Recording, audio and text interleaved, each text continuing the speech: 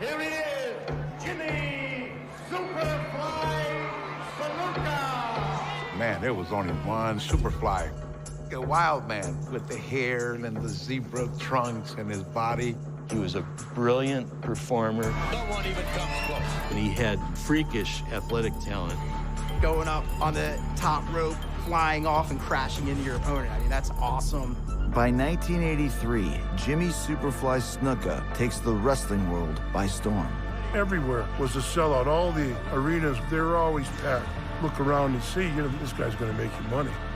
But fans are unaware of the events surrounding the violent death of his girlfriend, Nancy Argentino, which raises disturbing questions about who Jimmy really is. Nancy was extremely into the relationship. She was invested 100%. She probably felt betrayed because this was the guy that she was in love with that was killing her. I really don't know what really happened that night. I mean, rumors just started to spread like fire. Jimmy did that, Jimmy beat her up. She died of brain injury. He didn't get arrested, wasn't detained. We don't think we really received justice from the authorities. They did nothing, keeping the case open, but hoping that it would just go away. 30 years later, the case resurfaces with shocking new information to challenge the legacy and innocence of one of wrestling's greatest performers. Part of our goal was to figure out who she was. This isn't just Jimmy Snuka's story, this is Nancy Argentino's story. Let's find out what happened. Was it really an accident? Was it his intention to kill her? By the early 1980s, the World Wrestling Federation explodes in popularity. A key ingredient to its massive growth has been in capitalizing on the star power of its most charismatic performers. But the man fans love more than anyone is the Superfly, Jimmy Snuka. From the moment he joins the WWF, audiences are entranced with his high-flying acrobatics and wild man persona. He is the embodiment of a real-life Tarzan. His universal popularity led many to believe his star would shine forever, but they were wrong. From the Isle of Tonga, weighing 225 pounds, the Tonga Kid. My name is Tonga Kid. Real name is Sam Fatu. To be honest, I wasn't interested in wrestling. I was this kid that was growing up in San Francisco, got into a lot of trouble. I did 6 months in juvie for hitting a bus driver. So, I thought, oh shit, I'm really gonna get my ass whooped now from my parents, right? And my mom's brothers are Alpha and Sika. So they sent me to Alpha and Sika and they said, all right, this is what we need to do with you. You're gonna become a professional wrestler. I was 16 years old. You're talking a young kid that just started in the wrestling world, got thrown out there to the wolves. Somebody has to protect me. And that was the Superfly, Jimmy Snuka. From the Fiji Islands, Jimmy Superfly Snuka. Jimmy Snuka was a professional wrestler from the island of Fiji. He could do it all. Could have been Hulk Hogan. Could have just, kept his head on, kept cool. I'm Don Morocco, Sunset Beach, Hawaii. Started wrestling in 1970 and unofficially retired about 1988. Jimmy, he spent a lot of time in Hawaii. He grew up almost homeless. Where he slept, I have no idea, He had basically no home. I think that's why he latched on to professional wrestling, because it gave him a place, it gave him an identity, it gave him a family. Being accepted by crowd, being accepted by people, and being a hero, being somebody, meant the world to him. Every time Jimmy went in the ring, he kneeled down, and people don't know why he do that. It's almost like people, they kneel down when you pray, right? Jimmy kneels down and he does it to respect his fans. That's why Jimmy did it. In the early 1980s, Snuka enters the World Wrestling Federation. Owner Vince McMahon recognizes his star power potential and soon makes Snuka his #1 attraction. Snuka was the most popular performer in WWE at that time. Bob Backlund was the champion. They had some other stars, but Snuka was on fire. I'm Irv Muchnick. I'm the nephew of Sam Muchnick, who is the legendary National Wrestling Alliance promoter. I would say 35 years I've been obsessed with the pro wrestling phenomenon. It's with Snuka. You know, they brought him in originally, he was a heel. They quickly figured out that they had to convert him into a babyface because he was just too popular. And Buddy Rogers became his manager, and he did the switch. We feel that we've got what it takes to win. It all came together in New York. He was money. He was their biggest star. Snuka was at the peak of his drawing power. Jimmy also fully embraces the grueling lifestyle of a wrestler on the road. We go to clubs every night, we party every day. It's a lot, man. You know, it was tough. Go to the matches, go to sleep, work out, repeat. Being on the road by yourself can be very damn boring sometimes, you know? I think it's good to have somebody on the road to travel, you know, with you on the road sometime, you know? And Jimmy had his girlfriend on the road. I don't remember her name right off the back, but yeah. Are you talking about Nancy? Yes, I'm talking about her, yeah. My name is Lorraine Salome. I'm the older sister of the late Nancy Argentino. My younger sister and I always say that Nancy was the favorite because she never gave my mother a hard time. Nancy was a very intelligent girl. She had a lot of friends because people were drawn to her. She was a hard worker. You know, she always had a job.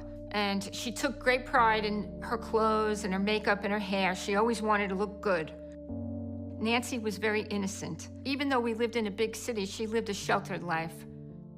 That changes when Nancy is introduced to the world of professional wrestling at Madison Square Garden, the premier venue for the WWF.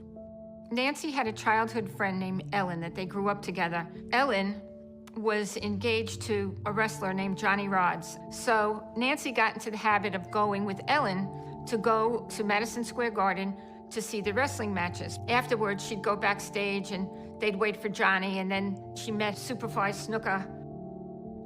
You know, she really liked him, and it seemed to be a somewhat serious relationship right away. At the beginning, we were all like, oh yeah, that's great, Nancy's happy, and we didn't really understand him that much. He was really strange because we tried to make him feel comfortable, but he would sit in the corner and he wouldn't talk to anybody except occasionally to Nancy. So he isolated himself. She told my mother that she was in love with him, and she took care of him when they were on the road because Buddy Rogers didn't really want to travel with him anymore, like drive him from place to place.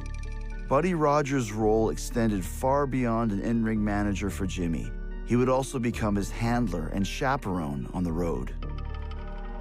And he said Jimmy was a sweet guy, but he was hooked on cocaine and other junk, and he was totally uncontrollable. And it reached a point where Rogers told Vince McMahon he couldn't be in the car with Snuka anymore because he would snort cocaine brazenly while they were driving. So they talked to my sister Nancy, and all of a sudden, that was her job. She would map out the places, she'd drive the car, she'd make sure Snuka got to the matches on time. She was his girlfriend, but she also had a job to do. My mother liked him, even though he wasn't, like, super friendly. And I always got the feeling that my stepfather, Ralph, had his doubts about him. As Jimmy and Nancy's relationship grows, her family begins to see the cracks hiding behind Jimmy's quiet facade. It was not that many times that I met him. I'm Louise. I'm Nancy's sister. I grew up with her. We were close. The whole family was close. My parents were away on a weekend, and I came home, and they were there, and they had brought home Chinese food, and I sat down to eat with them, and I was just my bubbly self, just yakking and chatting and saying, oh, how are you, blah, blah, blah. And he didn't like how I was acting, and he just looked over me, and he put his hand, like, up to my throat, and he said, I could. And then he gave me that wrestling face. I backed up, and I said, wow, And I looked at my sister. I said, I don't want to eat. And I went upstairs. And then when she came upstairs, I got her in the bathroom and I said, Nancy, you need to get rid of him. And she was all apologetic. Like, she looked kind of like timid, not what I was used to seeing in her. And she said, oh, no, he's just tired. He's been working hard. It's okay. He felt bad that he treated me that way. So he said, here, I want to give you something. And I looked, and in my hand were like cocaine. I think it was cocaine. And Nancy was upset. She just said, don't do that. She doesn't need that. And I think I gave it back to him. And I said, no, keep it. And I just said goodbye to him. And I thought, wow, that's like a real change in her personality all of a sudden. Despite her family's deep concern, 22-year-old Nancy Argentino is now constantly on the road with her boyfriend, wrestling superstar Jimmy Superfly Snuka. I didn't have a relationship with her because Jimmy was very protective with that, especially when it comes around all these crazy shark wrestlers, you know what I mean? I don't think anybody had a relationship with her, because they knew who Jimmy was, They knew who she was with. So did you ever meet Nancy? I met her, yeah. She didn't seem to really like me. Holy mackerel, nailed him right on the head, and Morocco went down heavy. Maybe it's because he and I were arch enemies, or maybe it's because she knew I was friends with his wife, Sharon. At any point in time, did you know that he was married? I think Nancy told me, and I said, what, are you crazy? I said, he's married. She said, well, he's not with his wife, he's separated. Well, how could he be with anyone else if he was with Nancy? It never crossed our mind because they were always together. Jimmy and his wife, Sharon, are still living together with their 4 children in North Carolina. Time on the road has allowed him to live 2 separate lives, but his secrets can't stay hidden forever. My name's Kevin Ammerman. I'm a journalist. I work for the Morning Call. It's a newspaper in Allentown, Pennsylvania. So it's January 1983. Jimmy Snuka is at Howard Johnson in Salina, New York. He's there with Nancy Argentina. Apparently, other guests are calling the front desk saying, it sounds like a man is beating a woman. I was in my apartment sleeping, and I got a phone call at 2 o'clock in the morning from Nancy. She was screaming into the phone, Lorraine, you have to help me. I have to get out of here. I said, what's wrong? She said, he's chasing me. And then the phone went dead. So police respond. Police claim that Jimmy Snuka has Nancy Argentina by the hair, and he's dragging her across the wall and across the floor by her hair. So police attempt to intervene, and they're met with almost superhuman strength by Jimmy Snuka, and he starts resisting arrest and manhandling the police. There were also police dogs who responded. While he's fighting the police, he's also apparently fighting the dogs as well. It was unbelievable. I didn't know what to do because I didn't know where she went, so I waited. And finally, early in the morning, she called me back. I said, Nancy, what happened last night? And she just said, oh, nothing, just a big misunderstanding. Arrested on charges of assault and harassment, Snuka is able to avoid jail time with help from Nancy. Right here is a copy of Nancy's affidavit signed by her. I'm Adam Clark. I'm a journalist who wrote the 30-year anniversary story about Jimmy Snuka and Nancy Argentina.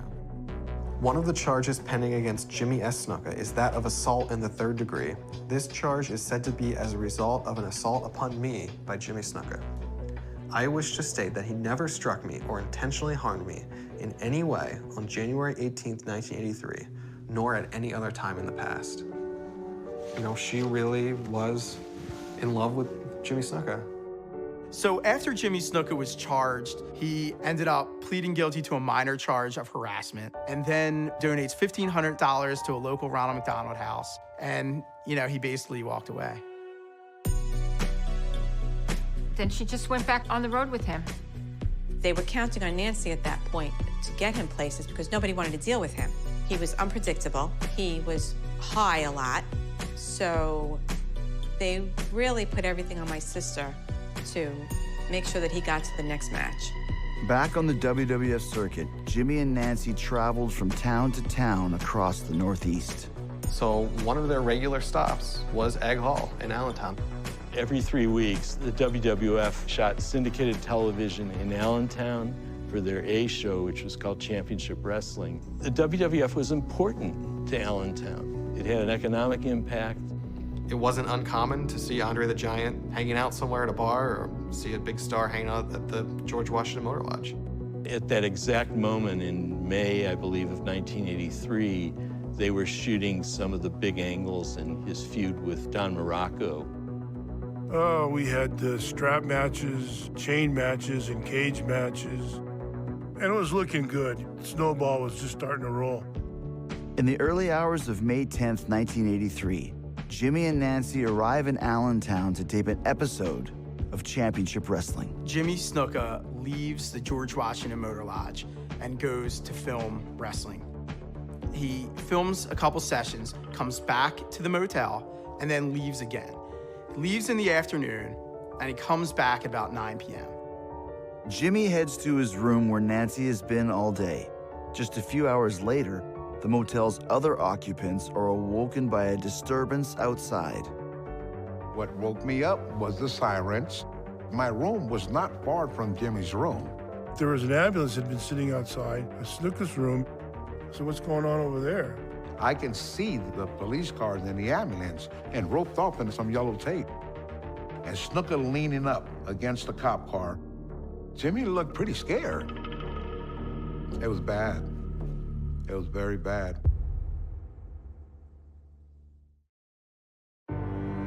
On the night of May 10th, 1983, emergency responders arrive at the George Washington Motor Lodge in Allentown, Pennsylvania, where Jimmy Snuka and his girlfriend, Nancy Argentino, have been staying with several other wrestlers. It was between 11:30 and 11:45 that we had gotten called to an unconscious female.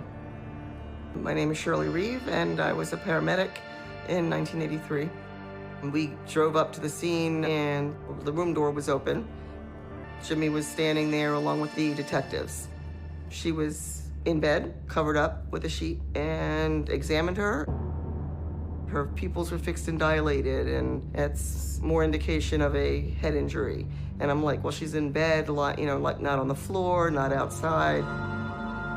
He was just touching the feet, and I had to basically drag things out of him. And he just said that they must have wrestled a little bit too much the night before when he pushed her over, and she had hit her head. So she came inside, they went to bed. He went to his wrestling match the next morning, came back. She was still conscious, but I guess was becoming a little bit lethargic or sleepy. So he just said, well, you know, I'm gonna go to my match, I'll come back and check on you later on. So when he came back later on, then she wasn't responding. She was having difficulty breathing, and that's when he called the ambulance. I did do an intubation, put an airway in. They started a line, we gave her some drugs, and just took her in. While Snuka's at the hospital and they're trying to revive Nancy, he's starting to tell person after person what happened. And at that point in time, when police interview all of these witnesses in the ER, they all say that Snuka mentioned some sort of conflict, either shoving, striking, that somehow he physically pushed or struck Nancy, and she fell down and hit her head. I was in my room, dead sleep. It was about 3:30, 4 o'clock in the morning, and the phone rings. I pick it up, and they say, this is the Lehigh Valley Hospital. Can I speak to Caroline Argentino? So I get up, and I go in my mother's room, and I wake her up. I said, Ma, the hospital's on the phone, and she comes to my bed, and I hear her say, is she gonna be all right? And then I hear her say, dead? Dead? So Jimmy, he got on the phone, and as far as I can recall, he started like blubbering and saying that, oh, it was an accident. It was an accident. She fell and hit her head. She hung up the phone. She went and told my father, and then my sister Lorraine. It was like we were all walking around like zombies because we were in shock. We just couldn't believe it. We never thought that it would end up like that. And then we just called all the family members and all of our friends. And I cried on the phone with them, and we were all in shock. In the early morning hours, Snuka returns to the Motor Lodge and is questioned by police. He introduces yet another conflicting account of events. The next morning, police come to the hotel to interview Jimmy Snuka, and they start asking him about what happened. And this is critical because at this point in time, Snuka has already told multiple people at the hospital that he had some involvement in her fall. He says that they stopped alongside the road when they were coming to Allentown. Nancy had to go to the bathroom. He says she gets out, there's a lot of trucks driving by, so he hollers at her, come on, hurry up. And as she's trying to come back, she slips, she hits her head on the side of the road. And that's what caused the injuries. By now, the news of Nancy's death has made its way to WWF headquarters and Snuka's boss, Vince McMahon. I got on the phone and got a hold of Vince Jr. Vince says, have you heard anything about Snuka and his girlfriend? I said, as a matter of fact, here I am with Lieutenant so-and-so. And I put him on the phone to Vince. McMahon informs police that Snuka will continue to cooperate with the investigation, and his star performer is released without charge. At what point did you guys as a family start to feel like maybe this isn't an accident? Well, Nancy's funeral was so disturbing. Traditional Italian funerals in those days, you were laid out for 3 days, and then you had a mass, and then you were buried. The second day, Buddy Rogers walks in with Snuka, and he's wearing flip-flops and these really, really short shorts and some kind of tank top. Buddy Rogers was leading him around, pretty much. Then he went over to the coffin, and he started crying on the coffin and touching her, and my father had to pull him off the coffin. I asked my mother, did he say anything to you? Did he say how sorry he was? And she said, no. He said, she looks terrible. Now, that was a pretty weird thing to say.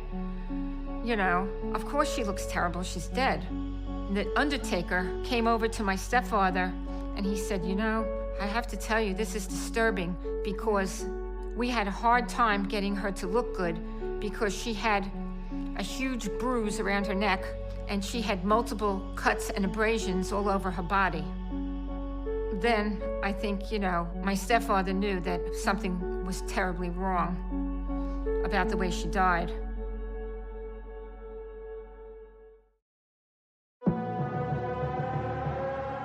The tragic death of 22-year-old Nancy Argentino seems to have done little to slow the career of Jimmy Superfly Snuka. Look what I got next to me. In the summer of 1983, and just a few weeks after her passing, Snuka is back, continuing his storyline with adversary Don Morocco. When Snuka flies, Morocco dies. So was there like a part of you that was thinking like something might happen to Jimmy? Selfishly, I was worried, yeah. Just out of my own selfish motivation. You know, I didn't want to lose my golden goose because there's a lot of money down the road to be made. Their feud culminates in a legendary cage match at Madison Square Garden, which becomes a career-defining moment for the Superfly. People were lining up all over the country to see this match. We just set the place on fire. Holy hell. Jimmy was such a star, and people wanted to see him jump off the top cage on me and splash me. I'll never forget that night because I was there when he came off of the cage. I mean, whew. Superfly perched 15 feet high. Oh, my God. I just rocked New York.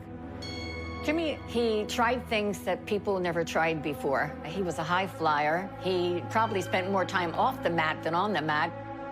I'm Carol Snuka. I was married to Jimmy Snuka. I was with Jimmy for 20-some years. Sometimes, every now and then, somebody would make a comment and said something about, I know what you did, Jimmy, I'm going to be waiting for you. Fans congregating outside the stage exit, and Snuka comes out, and there's a woman who yells to Snuka, hey, Snuka, you goddamn murderer, when are you gonna kill another girl? He's always said to me, I know what I did. Let the other people think what they want, okay? If they want to think I did that, that's them. That's in their mind. That's not my mind. I know what I did in my mind, and my God knows, and that's all I have to worry about. They want to talk, they want to do that, That's fine. Doesn't bother me.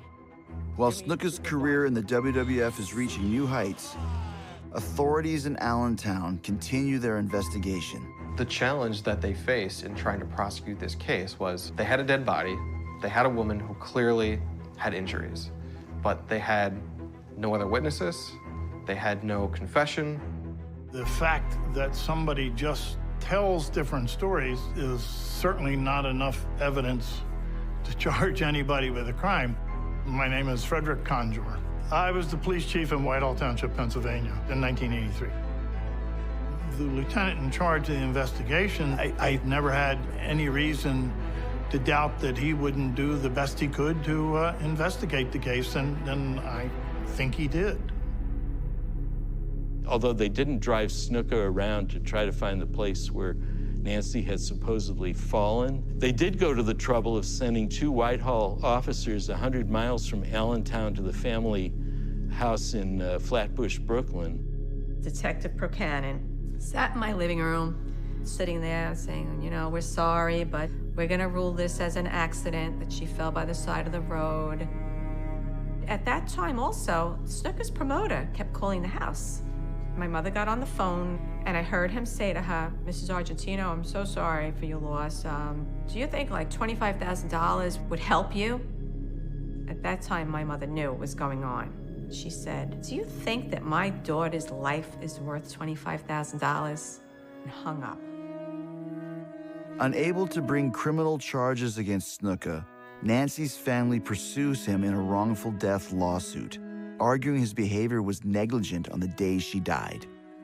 He let her go to sleep, and he went off to his matches. He didn't come back for like 8 hours later, and by then, she was dead.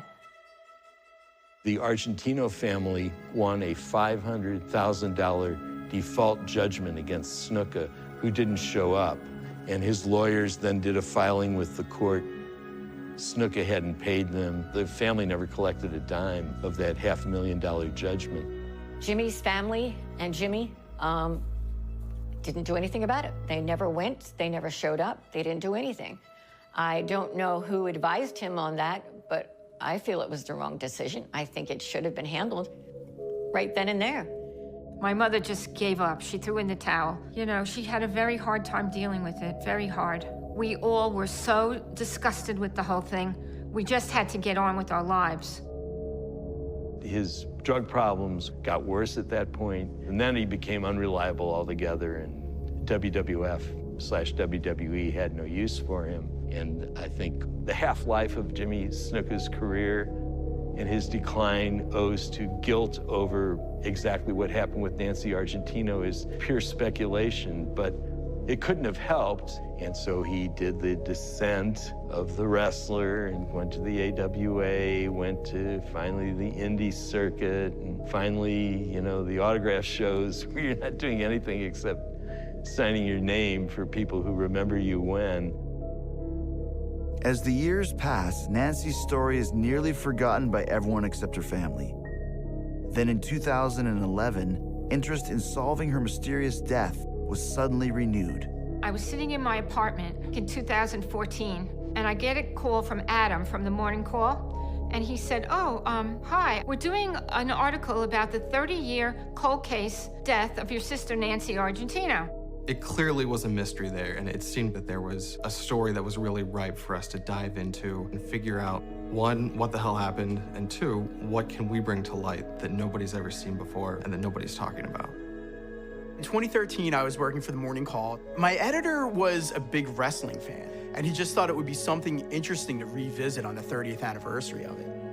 One of the first things I did in my reporting was try to find the autopsy report. So I called over to the Whitehall Township Police Department to try to get the files. I called the coroner's office. He said he wasn't allowed to turn it over because the case was still technically open. So really, it was up to us to find another way to go get that document. And then we came across the wrongful death lawsuit. Within that lawsuit, there was tons of information. That's where things really picked up. Unlike the files from the criminal case, the documents contained within the family's lawsuit are unsealed. Surprisingly, it includes Nancy's never-before-released autopsy report. This is the autopsy report that nobody had seen publicly until our story came out. It says, the pattern of her injuries is consistent with a moving head striking a stationary object. It is not consistent with a single simple fall in view of the other injuries that she has, scalp, facial, and bodily bruises and abrasions. It says that the magnitude of the injuries may even be suggestive of maid abuse. The last sentence of this document is really the bombshell that came out of the autopsy report. And it says, I believe that the case should be investigated as a homicide until proven otherwise. And it's signed by Dr. Mahalikis.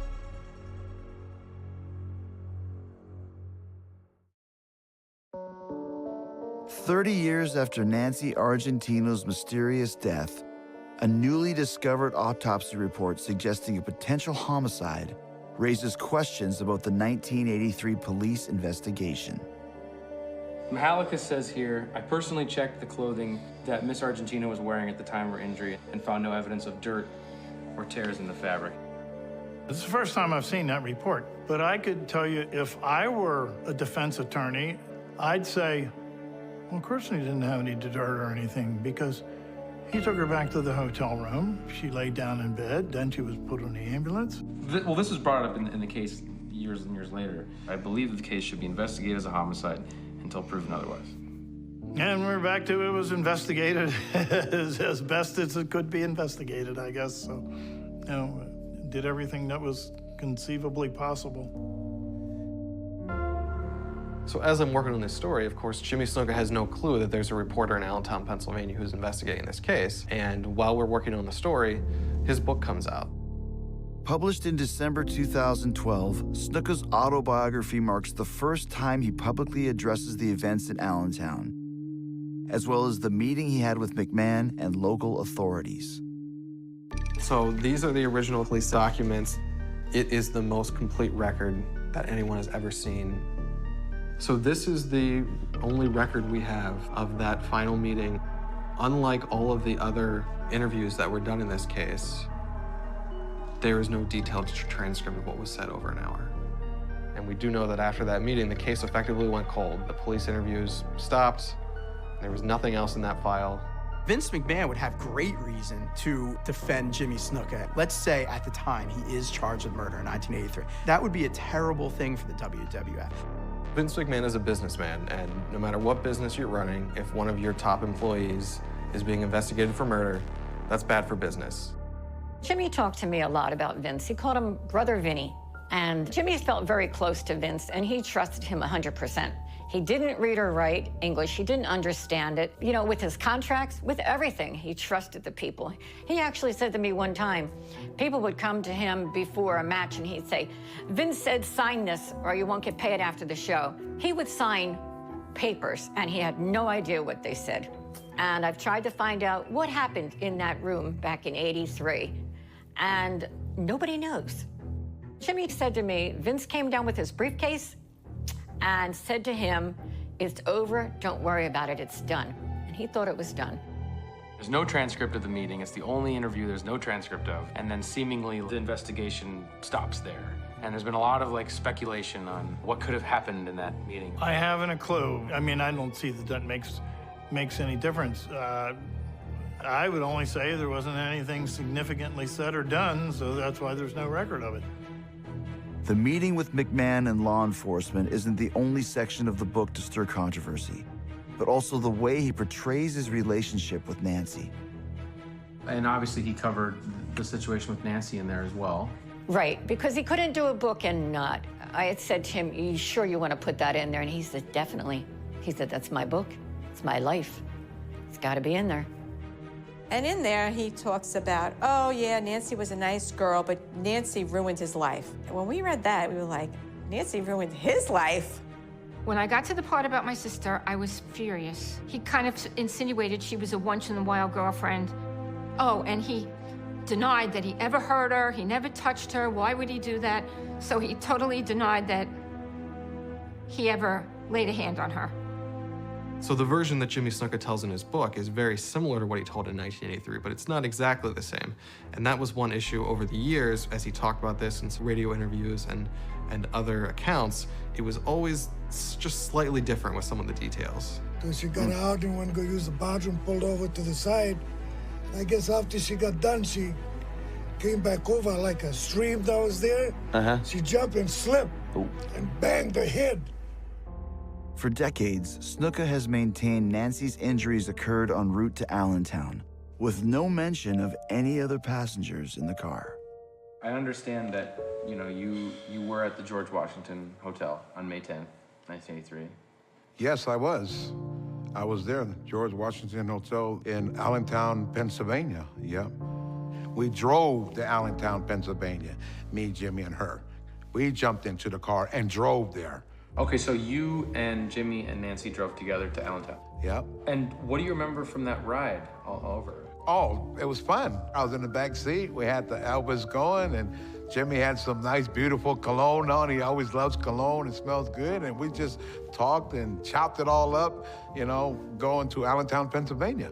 Yep. As soon as we arrived there to Allentown, Jimmy and Nancy went their way, their room, and I went my way to my room. And that's when all that stuff took place, when Nancy got killed that night. You recollect what kind of his story was that he had told about what had happened with Nancy? I don't really know what Jimmy told the police. Yeah, it was basically that they were driving, coming into Allentown, and she had to use the restroom, and so she walked outside the car, and she fell while she was using the bathroom outside the car. Do you remember that story at all? No, I don't remember that story. Did you ever have any personal interactions with Snuka yourself, or not? Not that I recall that I actually, no. Well, here's the thing. The only reason I'm mentioning that is because the person that was just in this house before you... said he was in the car? No. Said he was in the car. So, and he's never told his story before. And so had you ever heard that there could have been a third person in the car? When you ask me about that, I somehow I had heard that. But I mean, if you pinned me down and said what day, time, who was this person, but there was never any contradiction to Snuka's story. Yeah, we're talking 30 years ago. So I did talk to Sam Fatu, and I think that might be confused because he's never told me that. But, the wrestlers, they're not lying. It's just they don't remember the whole thing.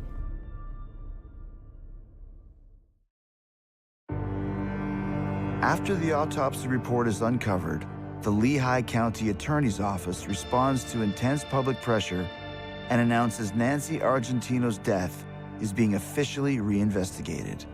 The main difference in how the District Attorney's Office handled the case in 1983 versus how the District Attorney's Office handled the case in 2013 was the District Attorney's Office in 2013 ultimately put it to the people. We are going to put this in front of a grand jury. Sure enough, the grand jury thinks there should be charges filed in this case. Jimmy Snuka should be charged with murder. On September 1st, 2015, Jimmy Snuka is arrested and charged with third-degree murder. He's now 72 years old, and only a month earlier had announced he was suffering from stomach cancer.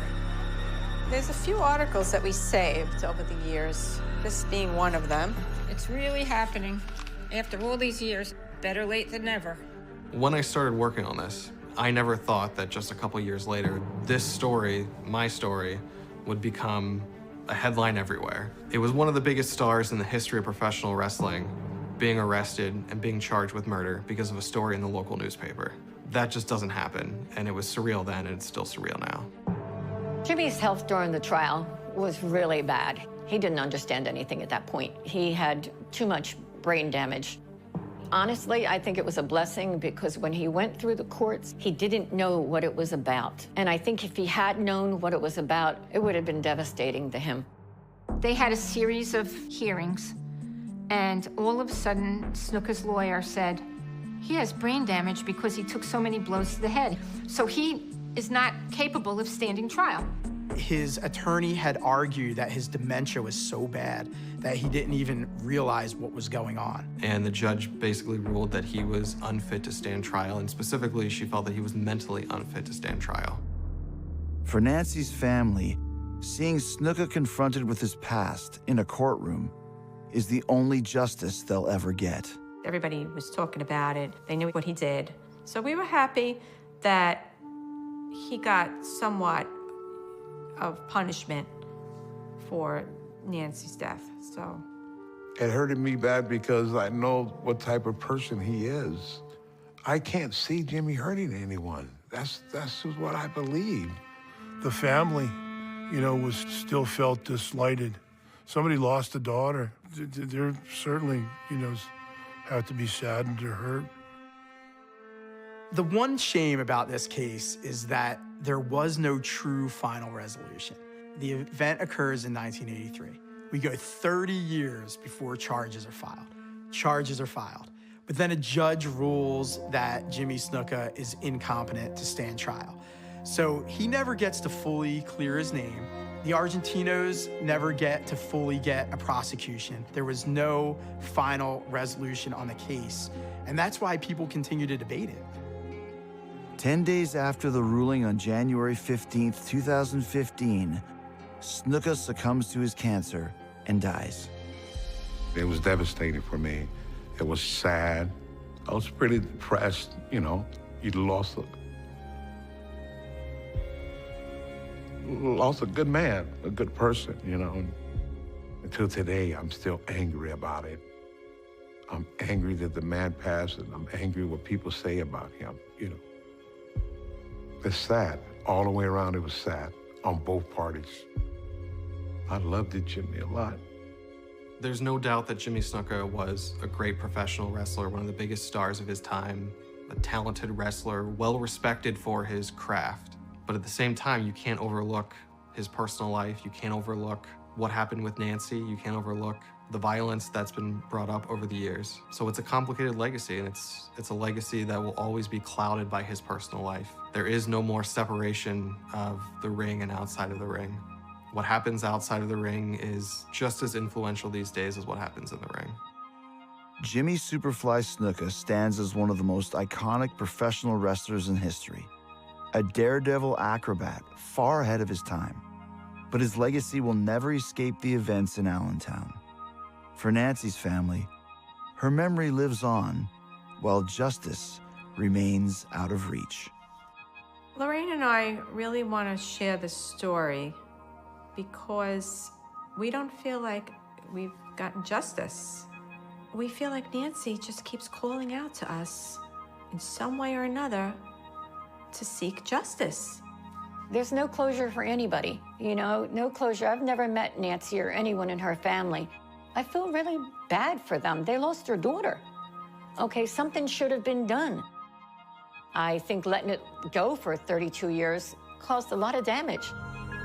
I think too often stories of domestic violence, and especially when they involve powerful men, center around the men, and the women are reduced to just the victim. And you don't know anything about them except this is the person who was attacked by someone. This is the person who was the victim.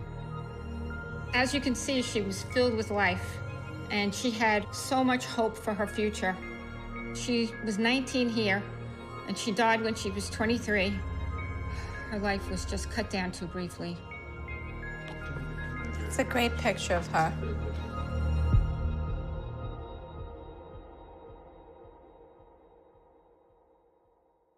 Of a scene of unknown trauma is always challenging. Shrouded in the ambiguity of the moment, they can't really see any sort of physical signs of harm.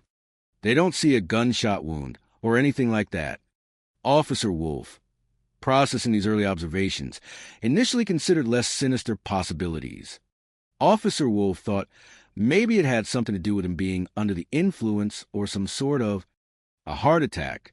This perfectly rational initial hypothesis, based on limited visual information and common circumstances, underscores the inherent difficulty of early crime scene assessment, where context is still minimal and the full, horrifying picture remains veiled. But as the medical professionals, those harbingers of undeniable physical truth, prepare to transport the victim, a subtle yet critical observation was made that irrevocably altered the course of suspicion, Once paramedics load Brent into an ambulance, the officer spots an important clue.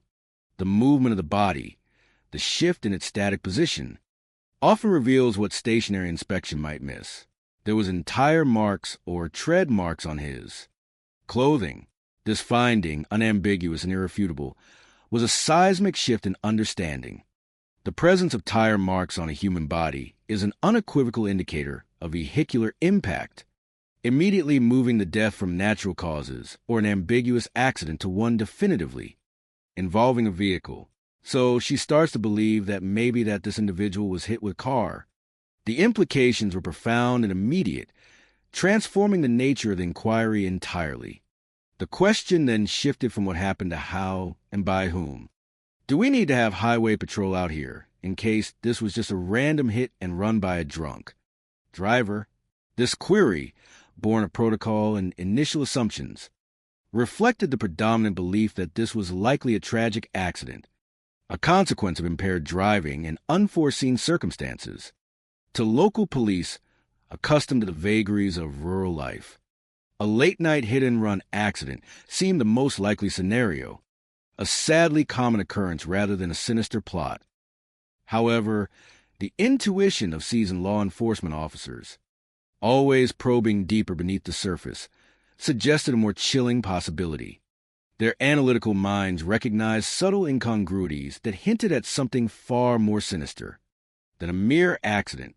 Right near where he was hit, there looked like there was tire tracks. The presence of such tracks, indicative of vehicular movement, immediately engaged their forensic sensibilities. There's no way to tell what direction the car was coming from, how fast it was going, what kind of car it was, but it appeared that the car veered off the road, then came back onto the road. This seemingly small detail was, in fact, critically important for an investigative mindset. A vehicle veering off the road, and then inexplicably back onto it in the immediate vicinity of where the victim lay, is highly unusual for a simple, unavoidable impact. It suggests a deliberate deviation, a purposeful course alteration that veered sharply into the territory of intentionality. Their professional training compelled them to explore the darkest of possibilities. They have to consider that the driver may have intentionally swerved to mow down Brent. The very language, mowed down, evokes a chilling image of deliberate, aggressive intent, transforming a mere traffic incident into a cold, calculated act of murder. The dreadful, emergent truth began to crystallize. It was possible that somebody floored it and ran somebody over and then left them to die.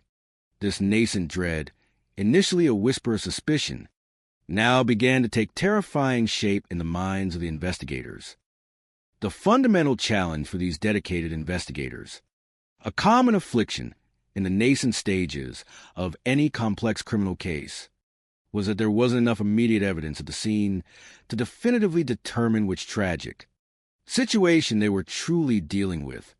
Forensic science, while profoundly powerful, requires time, specialized equipment, and meticulous analysis. Immediate conclusions drawn hastily from fragmented data are not only unprofessional, but dangerous to the pursuit of truth. So, as the ambulance rushed Brent's critically injured body to the emergency room, a race against time that tragically would not be won, the parallel machinery of justice began its relentless work on the victim's identity. They ran a records check in the hopes of learning more about their victim, understanding who Brent Tesner truly was, his background, his life, his connections, his aspirations, and most importantly, his conflicts, was absolutely paramount to deciphering the enigmatic circumstances of his death. So at this point in time, they start to really develop a picture of the victim in order to determine, who could have possibly done this to him. This holistic approach, often referred to in criminology as victimology, is foundational to any successful homicide investigation, providing critical context and invaluable direction in the labyrinthine search for motive and, ultimately, for the perpetrator.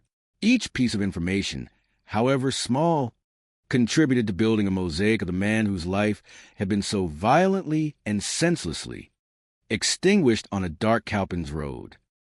Brent Tessiner was born on January 14th, 1979, in Spartanburg, South Carolina. From an early age, it seemed, his destiny was intertwined with melody. He appeared to be intrinsically designed to become a musician, the rhythm and soul of music flowing through his very being, an innate passion evident even in his earliest years. The Tessiner name itself resonated within the Cowpens community, carrying with it a certain social weight and recognition. Everybody knew the Tessiners, a local fondly recalled, painting a picture of family deeply woven into the fabric of the town's social life. We all just came to their house for all the music get-togethers, all the holidays. Everything was done involved around music. This vivid portrait of the Tessiner household reveals not just a family that appreciated music, but one whose entire social existence revolved around it, making their home a vibrant, echoing hub of sound, laughter, and communal celebration.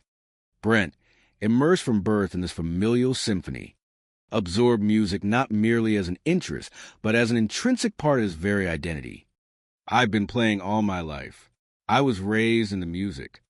The largest part, the majority, of Brent's life was the music. It was not merely a hobby.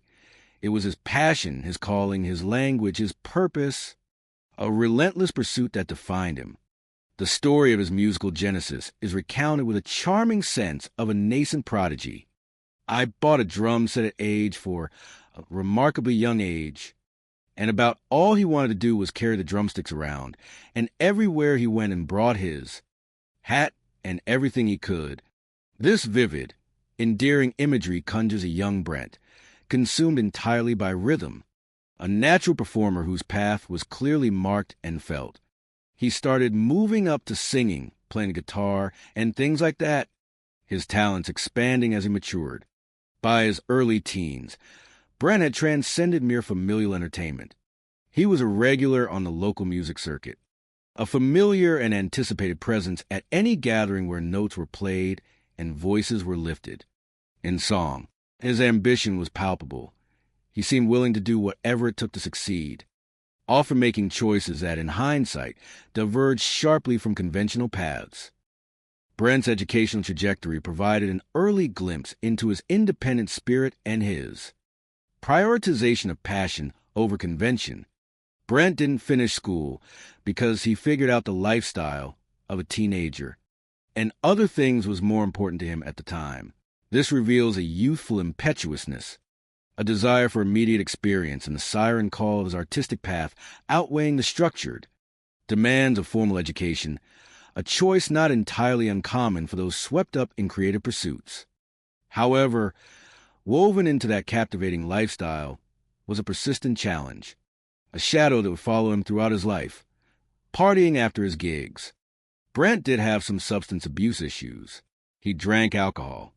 This candid admission from a loved one reveals the underlying struggle, the persistent battle between his immense talent and his inherent vulnerabilities. I wish he'd just stayed in the church more than the bars. A wistful lament that spoke volumes about the constant spiritual tug-of-war within him, the competing influences vying for his soul. But that was a part of their life, reflecting a complex reality rather than a simplistic moral judgment, acknowledging the deeply ingrained nature of these habits within his social circle. Despite these emerging demons and the challenging choices he made, one of Brent's most unwavering and steadfast supporters was his high school sweetheart, Jennifer Bragg. Their youthful romance blossomed amidst the local music scene and the familiar rhythms of Cowpens. The young couple's lives were changed forever when Jennifer unexpectedly got pregnant while they were teens. This unforeseen event, often a crucible for young love, demanded immediate maturity and responsibility, forcing them to confront the stark realities of parenthood. He had his first daughter. The arrival of his first child, this tiny, dependent human being, marked a profound turning point for Brent, acting as a powerful catalyst for introspection and a deep spiritual reawakening. The first time he put eyes on that little girl, he dropped on his knees and said, "Lord, if she's following me, I need to follow you." This poignant moment, captured in the heartfelt words of his family, signifies a deep spiritual conversion, a desperate yearning for redemption, and a powerful commitment to responsible fatherhood. The birth of his daughter became the undeniable impetus, leading him to seek a path of purpose and meaning. In 1999, at the tender age of 20, Brent and Jennifer married, solidifying their commitment and beginning a new chapter together, promising a future of shared responsibility and faith. He decided to leave his partying behind and pursue his true calling, one of profound spiritual depth rather than fleeting nocturnal pleasure. He went to school to become a preacher. He got in church, changed his life around. This radical and sincere shift, from the intoxicating allure of smoky bars to the solemn, guiding call of the pulpit, speaks to a powerful desire for redemption, for self-betterment, and for a life rooted in faith. He told me when he was at church doing what he felt like he was called to do, he felt at peace. This heartfelt statement, imbued with a quiet longing, paints Brent as a man genuinely searching for internal tranquility, spiritual fulfillment, and a deeper meaning beyond the fleeting joys of the spotlight. Over the next several years, Brent and Jennifer welcomed 2 more children, further building a family that he clearly cherished and for whom he worked tirelessly to provide. He would work construction or whatever music gigs that was playing in town that would pay him that. He always provided for his family. This demonstrates Brent's inherent sense of responsibility, his unwavering willingness to do whatever was necessary to care for his loved ones, balancing his artistic soul and spiritual calling with the pragmatic, often difficult, demands of fatherhood. Him and Jennifer, you'd think it'd be, acceptable for the rest of their lives. This statement reflects a common human yearning for stability and permanence. But the devil has his ways of coming in and changing things like that. This poetic yet somber observation, deeply rooted in the cultural and spiritual context of the South, hints at the insidious ways that past habits can reassert themselves, the fragility of human promises, and the constant battle between good and evil, challenging even the strongest resolves and threatening the carefully constructed peace. As much as Brent genuinely tried to focus on faith and family, the gravitational pull of the local nightlife, a potent, echoing remnant of his past, a siren song of familiar haunts, eventually proved too strong for him to consistently ignore. The allure of the stage, the camaraderie of the bars, the thrill of performance continued to exert a powerful, almost magnetic force. Him and Jennifer at the time was having some issues where her trying to keep you straight and him. Staying out late just pretty much took a toll. This portrays a common and tragically difficult dynamic in relationships where one partner earnestly attempts to guide the other toward sobriety and stability, urging them away from destructive habits, while the other grapples with persistent temptations and the insidious grip of addiction. The emotional strain of this constant, exhausting struggle eventually became too much to bear, fraying the bonds of their marriage. At 30, after a decade of marriage, Brent and Jennifer divorced.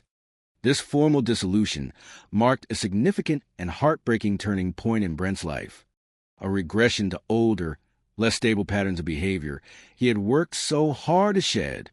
Following the divorce, Brent fully embraced his new bachelor status, perhaps with a sense of lost inhibition. When they split up, he went out, started partying. He just left for everything and went back to a wild side. The wild side he had previously sought to abandon, a manifestation of his unresolved demons, now reclaimed him with an almost predictable, if regrettable, pendulum swing of his behavior, a reversion to the very lifestyle that had brought him so much inner conflict. During this tumultuous period of renewed hedonism and rediscovered freedom, he also reconnected with a childhood friend named Angelita Wright. Their lives, having diverged for a time, now converged once more. She literally lived right beside us, and she'd go to church with all of us. She's always had a crush on Brent all the way growing up. The intertwined histories of small-town residents mean that lives are constantly crossing and recrossing, sometimes circling back with potent, unforeseen consequences. Angelita, it emerged, carried her own archetype within the Cowpens community. Angelita, right, was like those small-town girls who would never leave home. This observation painted a picture of someone intrinsically tied to the local rhythms and social circles, perhaps resistant to change or the world beyond. It was easy for her to fit into that lifestyle with Brent and become inseparable because if there was a party, if there was a gig, she was there and supportive of him. This mutual embrace of a shared, carefree, and often tumultuous lifestyle formed a natural, almost inevitable foundation of their renewed connection, creating an environment where their destructive habits could reinforce each other. I honestly thought they'll run the roads for a little while, and then he'll go back home. This sentiment from an observer reveals a common perception that their renewed connection was merely a fleeting indulgence, a temporary detour for Brent. But within a year or two, they was married. What seemed like a temporary dalliance, a casual reconnecting, transformed into another marital commitment, perhaps spurred by shared history, a comfortable familiarity, and the deceptive allure of shared vulnerability. Angelita and Brent, united once more, had 3 more children together, further expanding his already considerable family and binding their lives in additional profound ways. But after 5 years of marriage, the second union, like the first, began to fray, and they decided to separate. The cycle of Brent's life, oscillating with weary predictability between periods of marital commitment and the siren call of indulgent nightlife, between attempts at sobriety and succumbing to temptation, continued its relentless rotation. The reason for their separation, according to one frank observation, lay in their different approaches to their lifestyle choices. To be honest with you, he tried his best to straighten up, but she wouldn't calm down. This statement, imbued with a tangible sense of frustration and disappointment, suggests a dynamic where one partner was genuinely attempting to break free from self-destructive habits to stabilize for the sake of his family, while the other remained stubbornly entrenched, unwilling or unable to alter her course, thereby creating an intractable and ultimately irreparable chasm between them. Despite the deeply felt rifts and the impending legal separation, a fragile common ground was, for a time, maintained. They were able to co-parent and be there for their children that they had together. This arrangement, born out of necessity, a shared love for their offspring, and perhaps a superficial civility, presented an outward appearance of amicable co-parenting, a deceptive veneer that would later prove to be deeply misleading and ultimately shatter. By 2015, Brent was a 36-year-old divorced father of 6, a complex and challenging role, with a second divorce from Angelita in the works. The formal, legal machinery of permanently separating their lives was slowly and inexorably grinding forward, adding yet another layer of tension and unresolved conflict to their already intricate and volatile relationship. Despite these deeply personal and legal challenges, he was still playing music, that eternal wellspring of his identity, but he'd managed to find a more delicate, hard-won balance between pursuing his artistic dreams and meeting his fundamental responsibilities. As a provider for his large family, this fragile balance suggested a glimmer of renewed stability, a quiet sense of hard-won peace after years of personal turmoil and often chaotic choices. He bought a house in Cowpens. It was cute and really simple.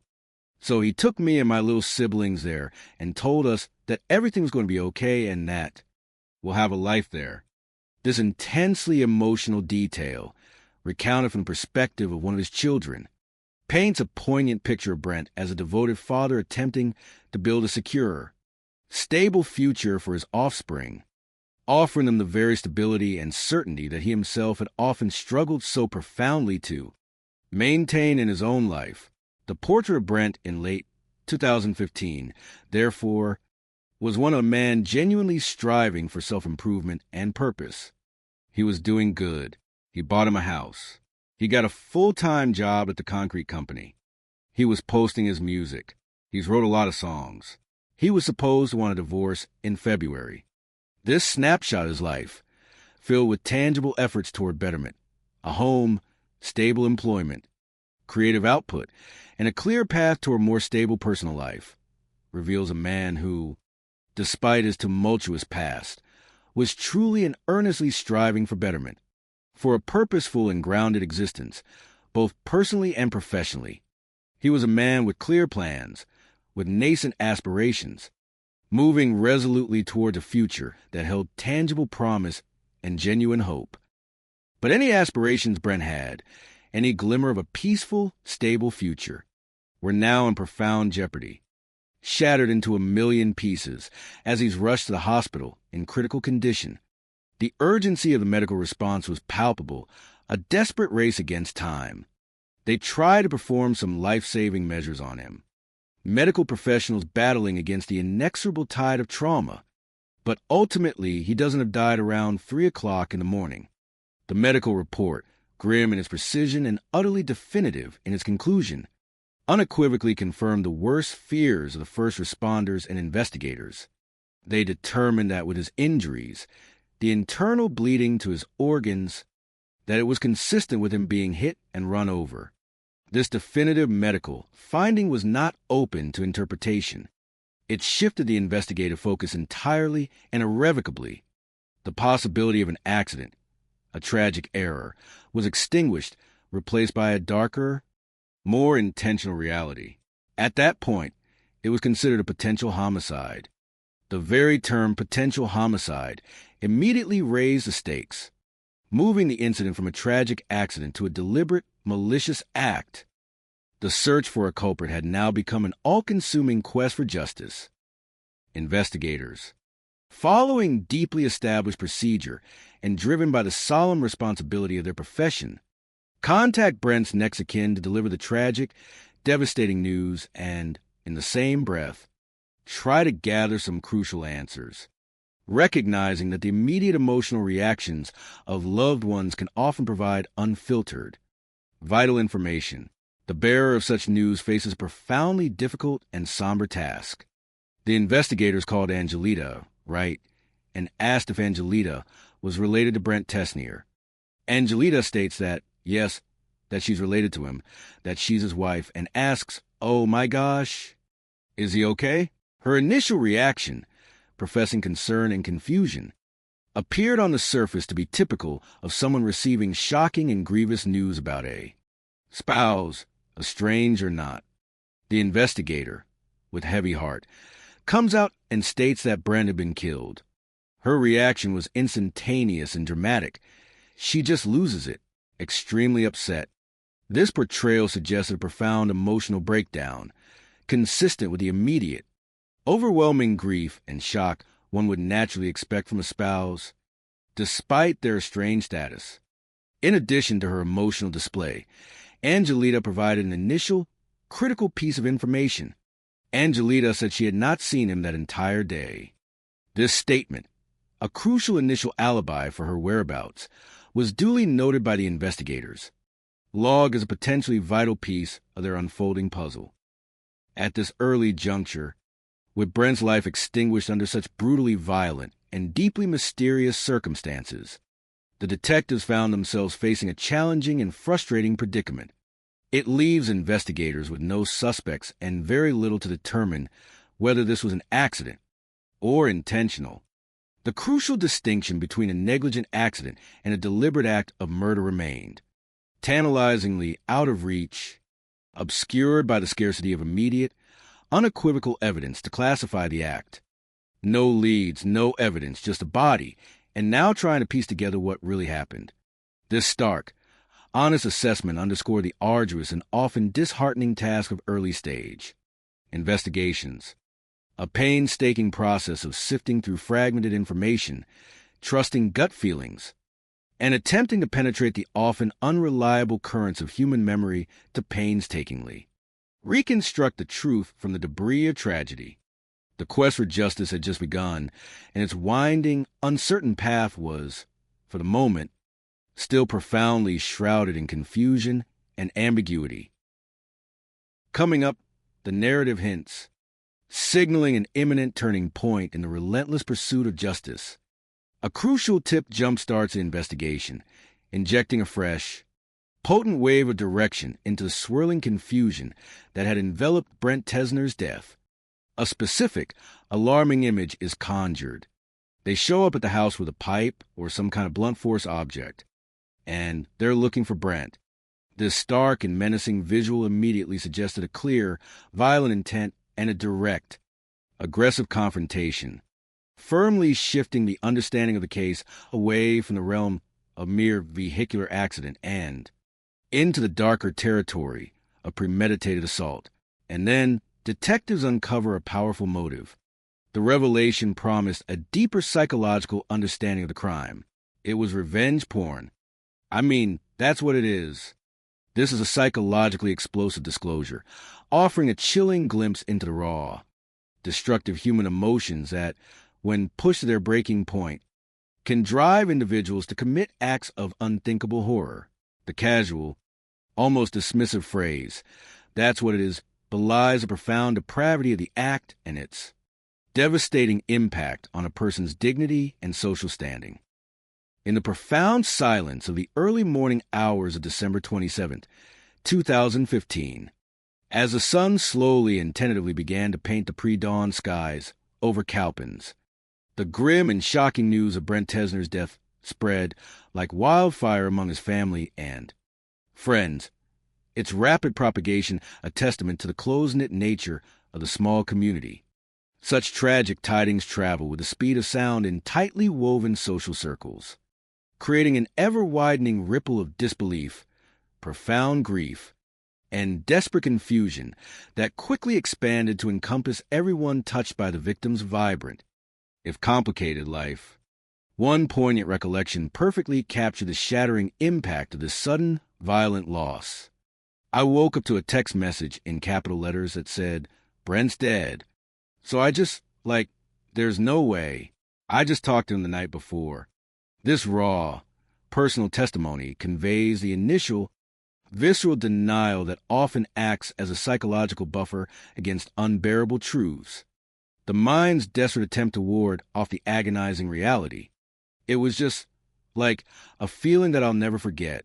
He's gone. My body went numb. I went blank. The unvarnished honesty of this emotional recounting underscores a profound and paralyzing trauma experienced by those left behind, an existential shock that momentarily seizes both the mind and the physical form. The following day, amidst the burgeoning communal sorrow and mounting desperation for answers, detectives received a crucial tip that, like a lifeline, provided their first clear and actionable lead in the labyrinthine case. This is frequently how a murder investigation, mired in the initial fog of the unknown and seemingly insurmountable obstacles, begins to gain vital traction. 911 receives a call from a friend of Brent's.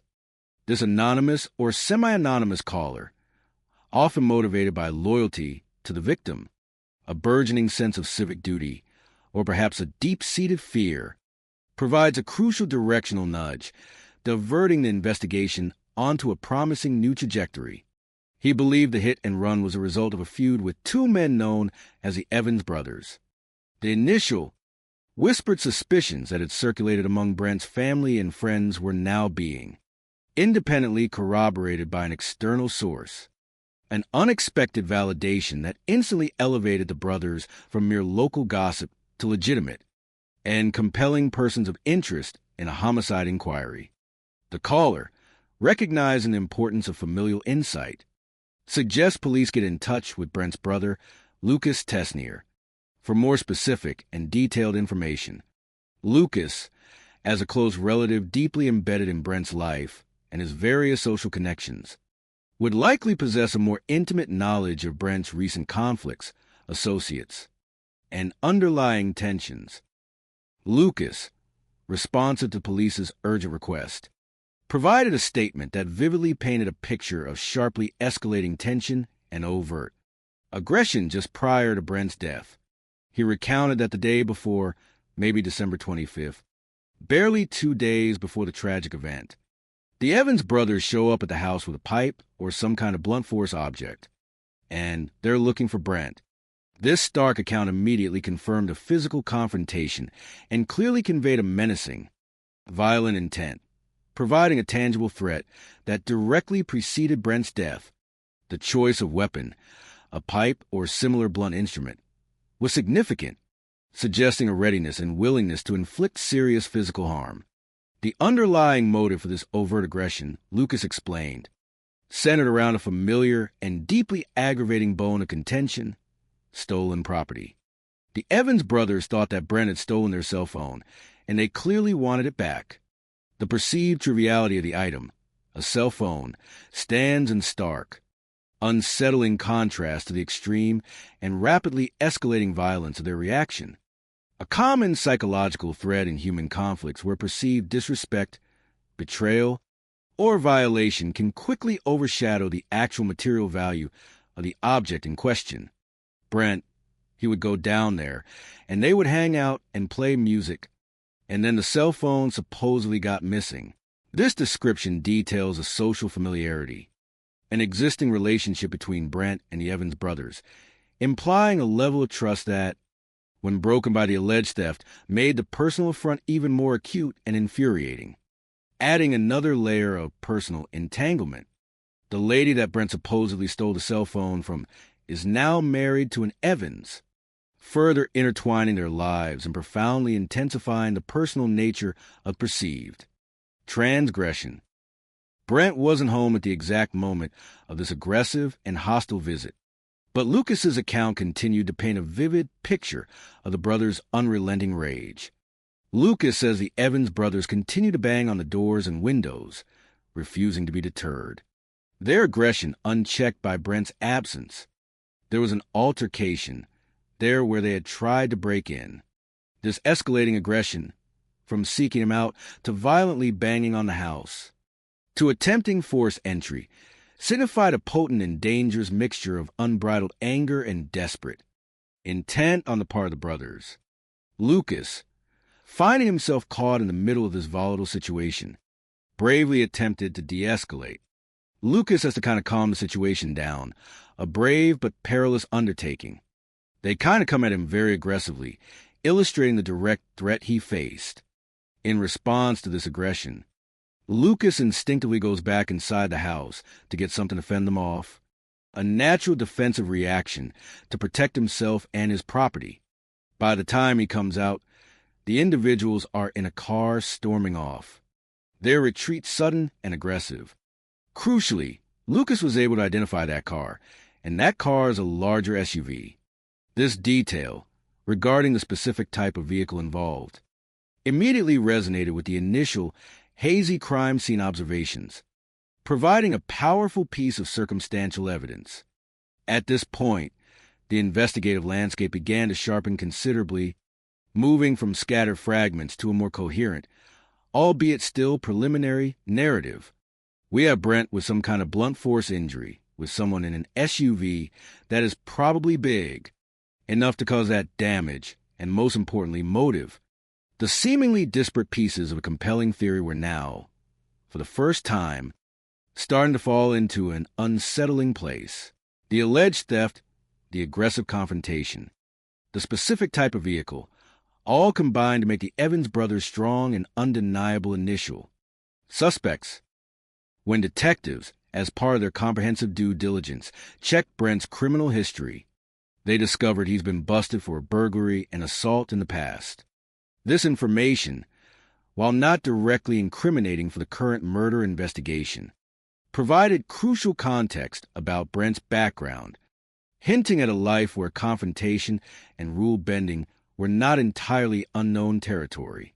It also, regrettably, lent a certain superficial plausibility to the Evans brothers' accusation of theft, however unjustifiable their subsequent violent reaction. From a criminal psychology perspective, while killing someone over a stolen cell phone seems extreme, the analyst notes with certain grim familiarity the human propensity for disproportionate rage, especially when compounded by perceived disrespect, a violation of personal property, or a breach of trust within certain subcultures or tight-knit social circles, should never be underestimated.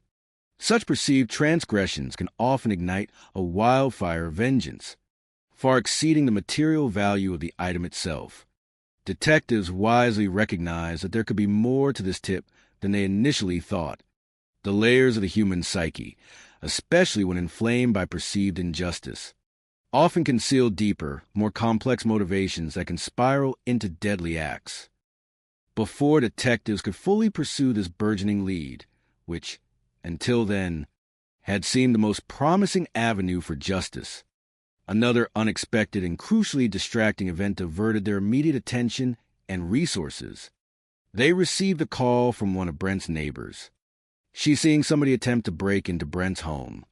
The sanctity of a crime scene, even after its initial processing, often proves to be an irresistible magnet for curious parties, or, more tellingly, for those with various vested interests in its contents. Law enforcement responded with characteristic urgency, and who they found at the scene was Angelita Wright, Brent's wife, along with a friend of hers, Amy Paget. The presence of Angelita, especially in light of the official homicide investigation and her earlier claims of separation and amicable co-parenting with Brent, immediately raised a red flag for the astute officers. Amy Paget, her companion, explained that after learning that Brent was gone, Angelita wanted to go to Brent's home to retrieve some of her items, retrieve a cell phone, some potential Christmas gifts. Her purported reasons, presented on the surface, seemed innocuous enough, even understandable, given their separated status and shared children. However, detectives, acutely aware of the absolute sanctity and sensitivity of an active crime scene, had strict protocols to follow to maintain the integrity of their investigation.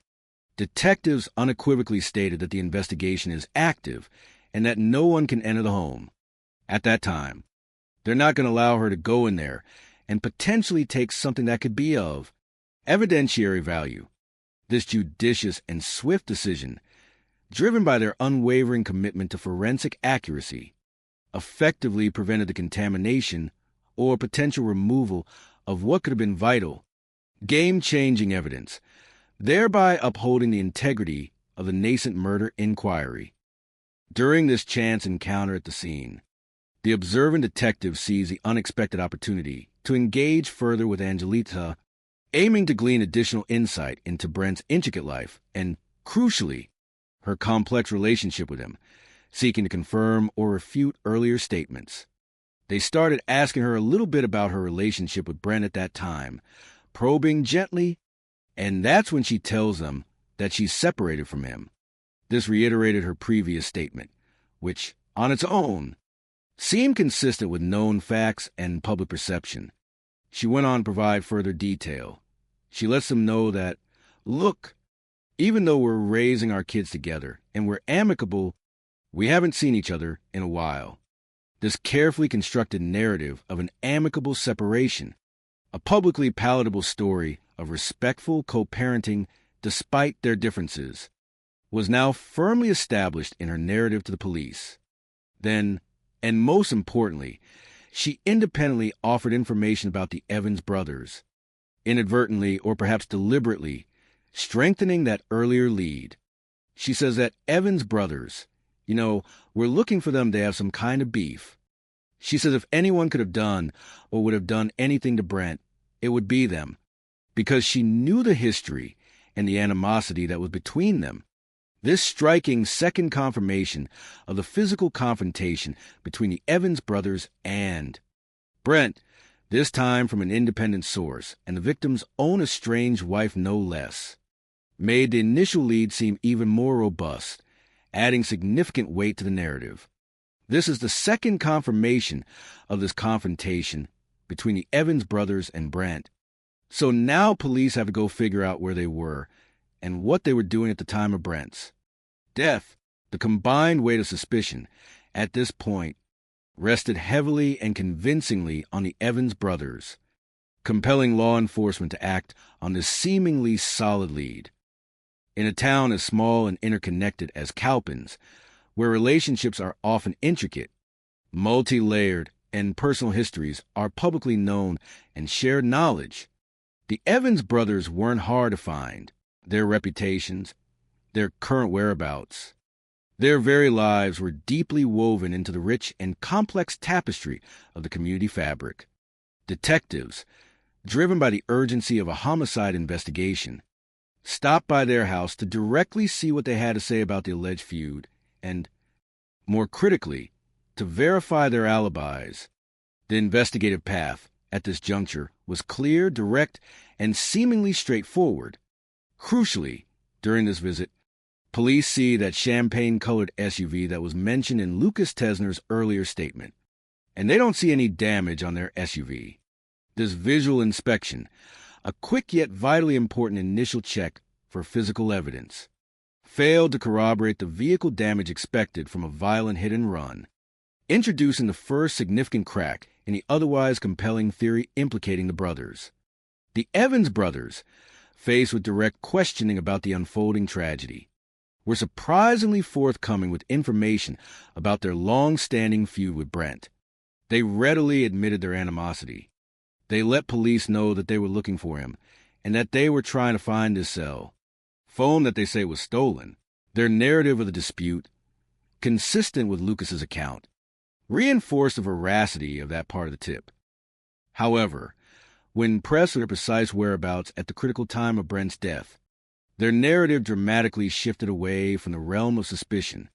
The brothers claimed they had no intention of killing Brent and were out of town when the hit and run took place, and, crucially, their alibi was not only clear, but also easily verifiable. It was reported that these two guys were at a funeral that was nowhere near where Brent died, being able to quickly confirm that they did have an alibi for the night of the 26th and the morning of the 27th.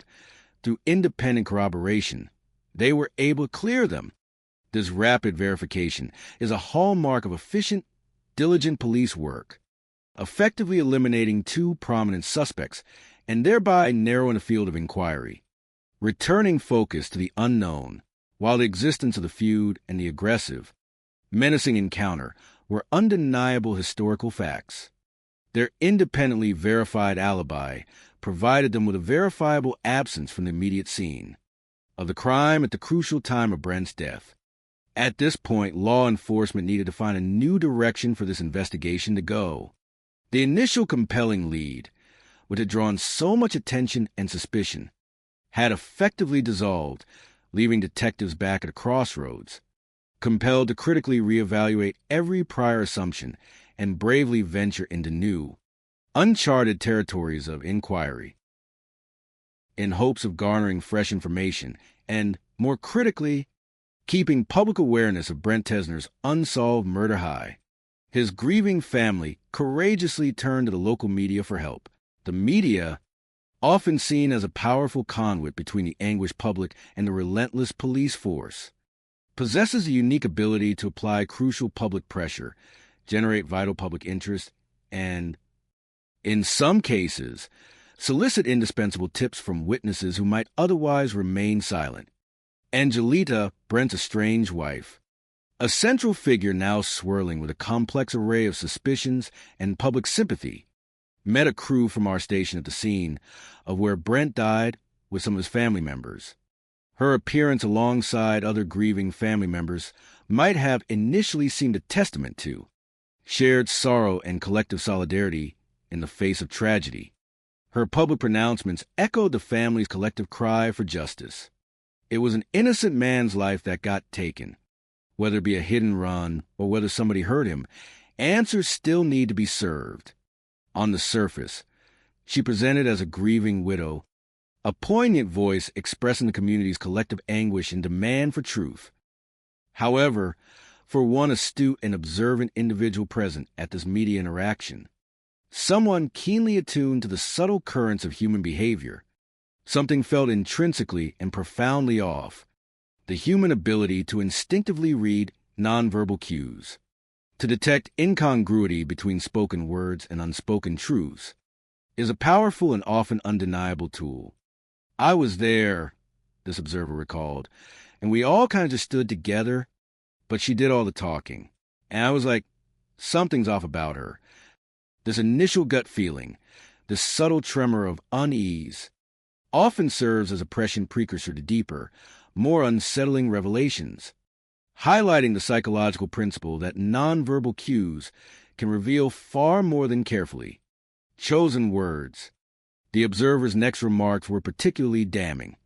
She didn't have many tears. She was dry. She's standing right there where her husband and where the father of her kids had just been run over, showing no emotion. Her demeanor didn't really match up with, the emotions that she should be having. It was pretty bizarre. This profound and palpable dispassion, this lack of visible grief in such a devastating context, stood in stark, jarring contrast to the expected emotional displays typically observed in similar situations. From a criminal psychology perspective, such a profound disconnect between expected emotional display and actual behavior, while not on its own conclusive proof of guilt, serves as a significant and undeniable red flag, raising serious questions about the authenticity of her sorrow. This perceived emotional inconsistency was further underscored by comparing it to her earlier, private display of grief. It's much different from the extreme emotion she'd shown when talking with police just hours earlier.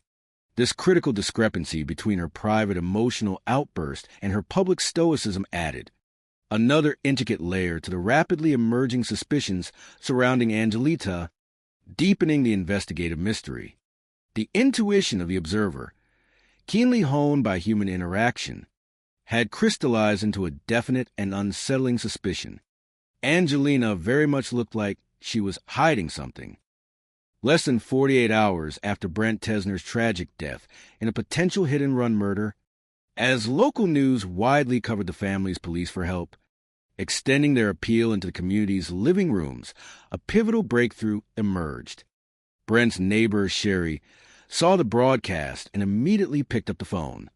Sherry was familiar with Brent and with Angelina since she lived close by and knew them well.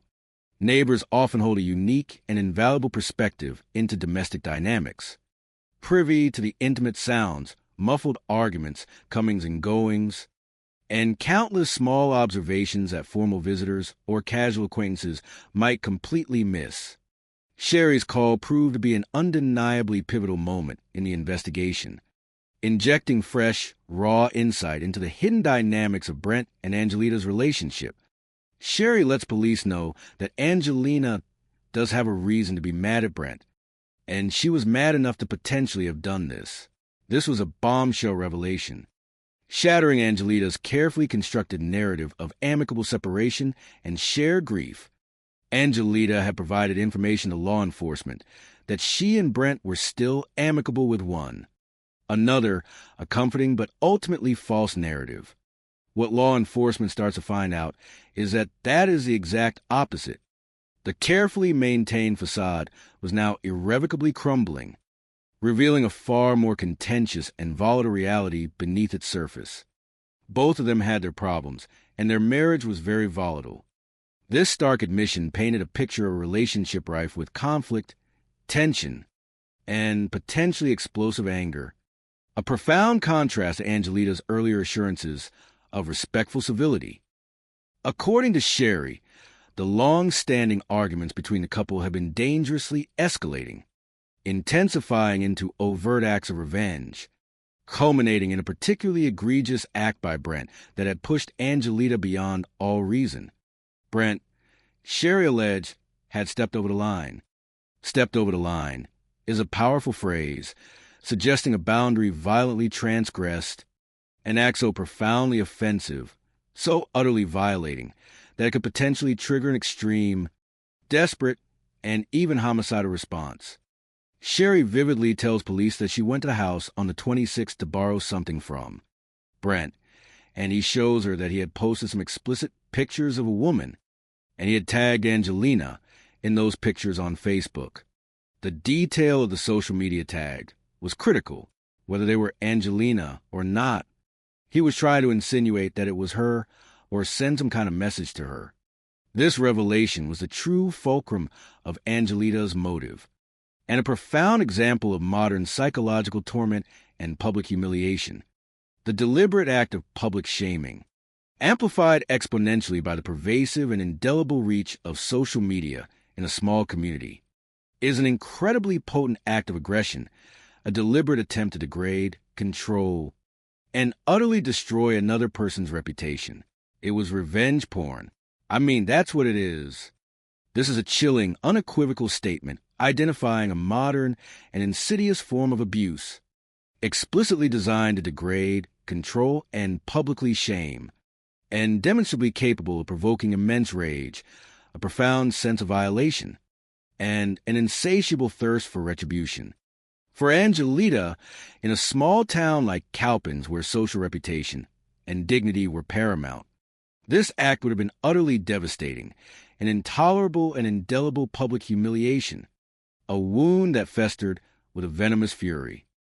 Not only did Sherry vividly recall seeing that Facebook post itself, but Brent, acutely aware of Angelita's furious reaction, had also shown Sherry several highly incriminating text messages that Angelita had sent him immediately after that abhorrent post was made. The digital footprint of their escalating animosity, the irrefutable, time-stamped evidence of progressively violent threats, was now available to investigators, confirming the ferocity of Angelita's emotional state. In these texts, Angelina, consumed by rage, is telling Brent, you better take this down. Take it down now, or I'm going to come over to Cowpens, and I'm going to kill you. This was no longer a matter of mere anger or idle threats born of temporary frustration. This was an explicit, unambiguous death threat, spoken in the white-hot heat of passion and public humiliation, but chillingly preserved for posterity in the cold, unfeeling permanence of digital communication. Sherry, knowing both individuals well, honestly admitted, Sherry didn't really ever see Angelina as being a super violent person, but with the overwhelming information that she had, she decided she needed to at least provide law enforcement with the information. This statement speaks volumes about the community's reluctance to believe the worst of one of their own, to categorize a familiar face as a potential murderer, but also to the immense power of credible, first-hand information to compel moral action, even against personal inclination. The immense weight of this new evidence, particularly the direct, irrefutable threats and the explosive motive of public humiliation, dramatically and irrevocably shifted the investigative focus, now pointing an undeniable finger directly at Angelita as the prime suspect. After Brent's family had been given a brief, compassionate space and sufficient time to grieve the immediate, overwhelming shock and profound loss of their loved one, investigators, driven by the urgency of solving a murder, meticulously turned to them for deeper, more nuanced insight into the intricate and often tempestuous dynamics that define the relationship between Brent and Angelita. Families, through their intimate and deeply personal knowledge of complex relationships, frequently provide crucial details and emotional nuances that formal records and superficial observations cannot possibly capture. From these heartfelt conversations, a clearer, more complete picture of Angelita's background began to emerge. We learned that Angelina's background was kind of tumultuous. Her mom was murdered, and then her dad went to prison, so she was raised by her grandparents. This tragic, deeply traumatic backstory provided a crucial psychological lens through which to begin to understand Angelita's often erratic behavior. A childhood marked by such profound and devastating loss, the murder of a mother, the incarceration of a father, often leaves deep and lasting psychological scars, leading to severe attachment issues, unresolved trauma, and, frequently, the development of self-destructive coping mechanisms, which can manifest in a myriad of ways. Despite these deeply ingrained early adversities, her grandparents, acting as a crucial safety net, try to give her the best life that they could, providing a foundation of love and stability, yet unable to completely undo the damage of her early experiences. Despite these loving efforts, she eventually kind of fell into some of those same substance abuse issues that Brent had. This shared vulnerability, This commonality of struggle and addiction, ironically, initially formed a powerful and compelling bond between them, a dangerous kinship forged in shared experience. When Brent, after his first divorce, came back into Angelita's life, their deeply shared experiences of personal struggle, addiction, and often tumultuous emotional turmoil forged a powerful and immediate bond between them, making their connection stronger. She was a shoulder to cry on, and he leaned on her for support. They were both partiers that I think there became a point in time in Brent's life when he really wanted to better himself for his kids. This critical insight coming from his family marks a crucial and ultimately tragic divergence in their individual paths. Brent's yearning for redemption, powerfully driven by his responsibilities as a father to his 6 children, stood in stark contrast to Angelita's continued, unyielding immersion in the party lifestyle. Brent's family says that this growing disparity in their life choices was the beginning of the end. For the relationship, he realized he needed profound change. Kids started making steps and trying to get his life together. In a desperate and heartfelt plea for a shared, stable future, away from the destructive influences that plagued their lives, he made an ultimatum. He gave her a choice. He told her, "Look, I bought us a house. Let's get away from everybody and let's raise our kids." This was a clear, unambiguous olive branch, an earnest attempt to build a life founded on sobriety and stability. But heartbreakingly, she refused to change, and then she would not stop partying. So he was like, "I'll do it by myself." This decisive break underscores Brent's unwavering commitment to personal change and familial responsibility, even if it meant forging that difficult path alone, leaving Angelita behind. His efforts extended beyond just leaving the party scene. He was fighting for custody of the kids, a legal battle driven by Angelita's inconsistent parenting. His family elaborated, because she might pop in, take a picture, "Oh, I love you guys," and then back out the door she went, and it might be a week or 2 before you've seen her again. This paints a devastating picture of Angelita as an inconsistent, often absent mother, whose sporadic appearances were more for show than genuine, sustained commitment, an agonizing dynamic in a custody dispute. So he was like, I'm not going to let my kids grow up like this. Brent's resolve was now firm. He intended to protect his children from the cycle of instability and substance abuse that had so profoundly marked their lives and his own. Angelita's reaction to Brent's resolute decision to pursue a stable, sober life for his children and his eventual formal filing for divorce was predictably, explosively furious, fueled by a potent mix of rejection and public humiliation. She was mad. She was very furious because Brent told her it was over. He's been filed for divorce. This finality, the unequivocal end of their relationship, sparked a visceral, unmanageable rage within her. She declared. She said that was going to happen, hinting at previous, perhaps unheeded, warnings. She threatened him several times, her words escalating in menace, and he just brushed it off. The tragic irony here is palpable and devastating. Brent, having grown accustomed to her dramatic outbursts and empty threats over the years, tragically failed to recognize the critical point at which her spiraling rage would transcend mere rhetoric and transform into deadly, undeniable reality. This fatal misjudgment, born of long familiarity with her patterns, cost him his life. The family, understanding the depth of her fury, unequivocally informed detectives that Brent's inflammatory Facebook post, the public shaming, only made things exponentially worse, adding a final, unforgivable insult to the already raw wound's rejection. A direct, chilling account from a family member provided concrete evidence of the intensity of Angelita's fury. Shortly before Brent's murder, directly contradicting her earlier statements of amicability. So the night before Brent was killed, she pulls up her present a storm on the horizon, and she was like, "Get in touch with Brent. He posted pictures of me on Facebook, and I want to take them down right now."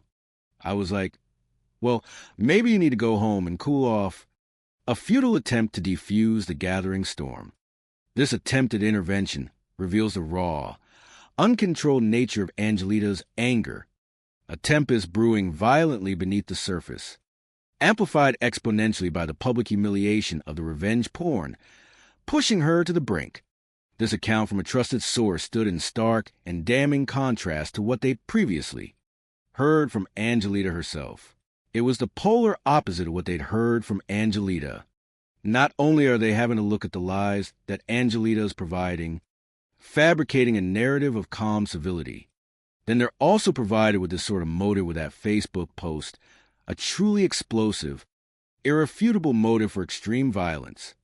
Detectives, drawing upon their wealth of experience in understanding human depravity, do believe that revenge porn is powerful motive, as it targets deeply held concepts of personal dignity, reputation, and social standing, capable of triggering an uncontrollable, destructive rage in a targeted individual.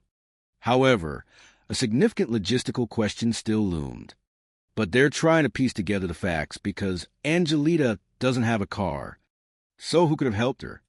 This undeniable logistical gap, the absence of a personal vehicle for Angelita, immediately and unequivocally pointed to the crucial necessity of a co-conspirator, a vital missing piece in the rapidly emerging, darker picture of murder.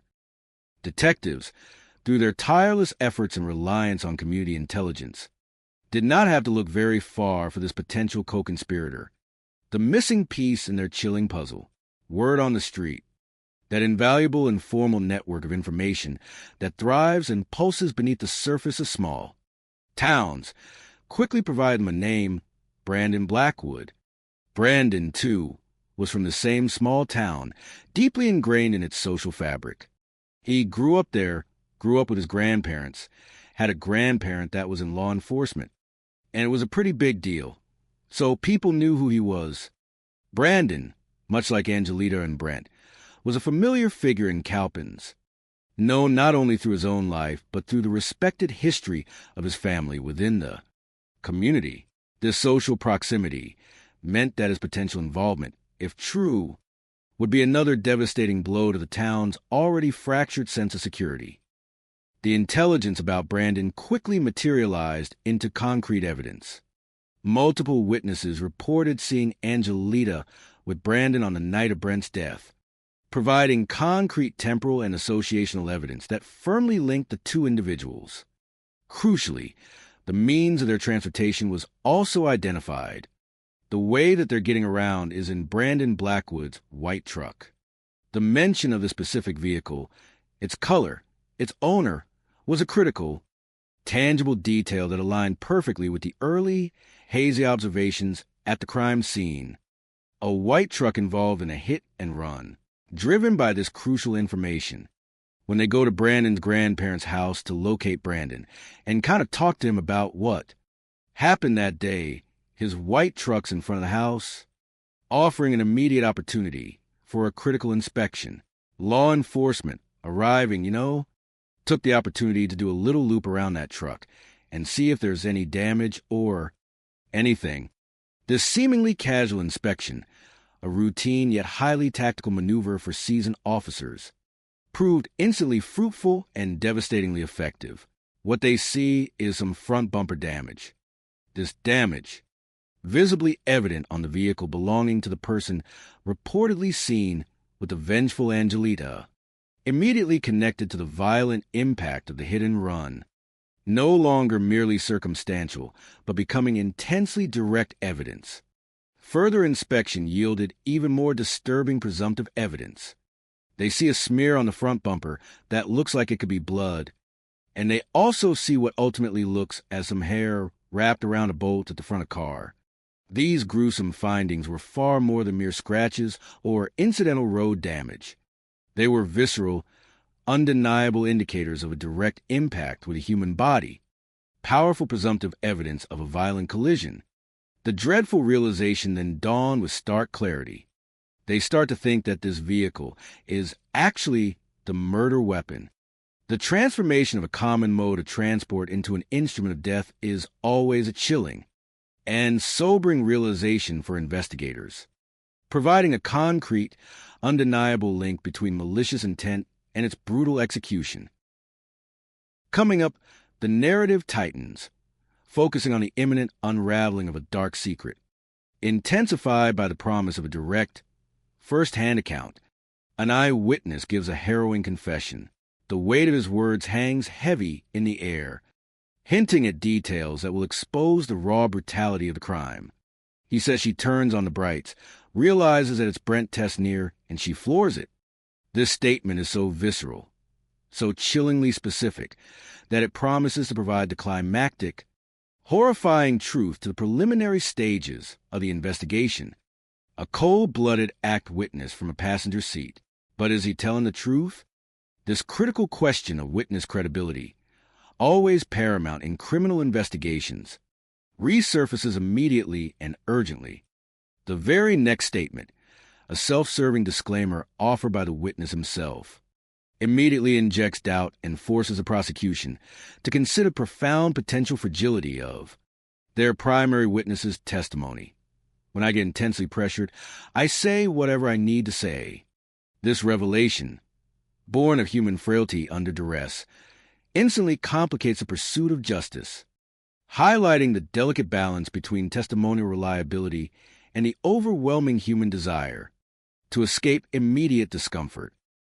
2 days into the intense, relentless investigation of Brent Tesner's murder, the accumulating physical and testimonial evidence had shifted dramatically, now centering almost entirely around Brandon Blackwood's truck, the very vehicle suspected of being the murder weapon.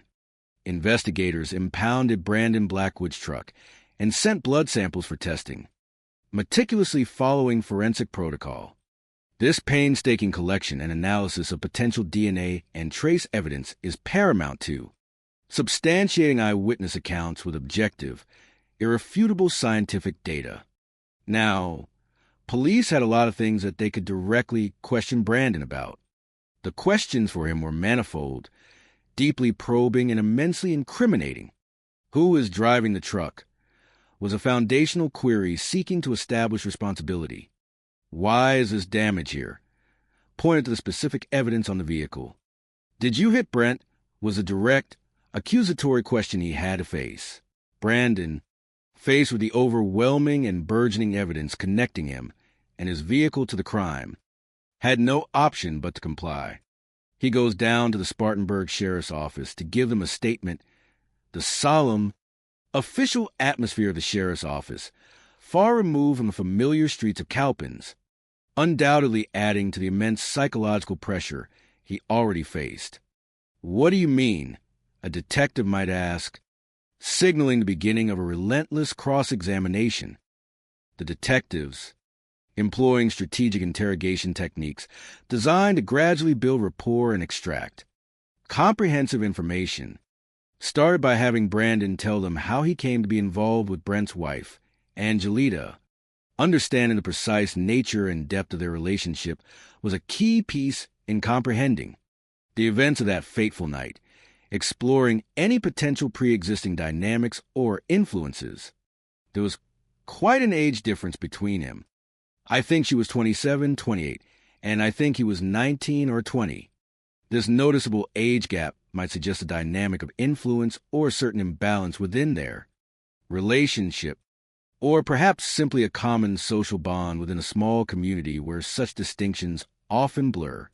Brandon initially described his relationship with Angelita as just being friends, claiming that they hang out together, that they occasionally party together.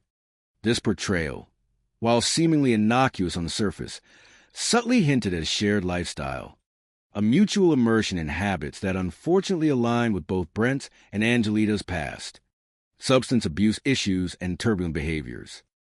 When asked directly about the harrowing night of Brent's murder, Brandon, amidst his nervousness, confirmed a crucial detail, that he and Angelita were together.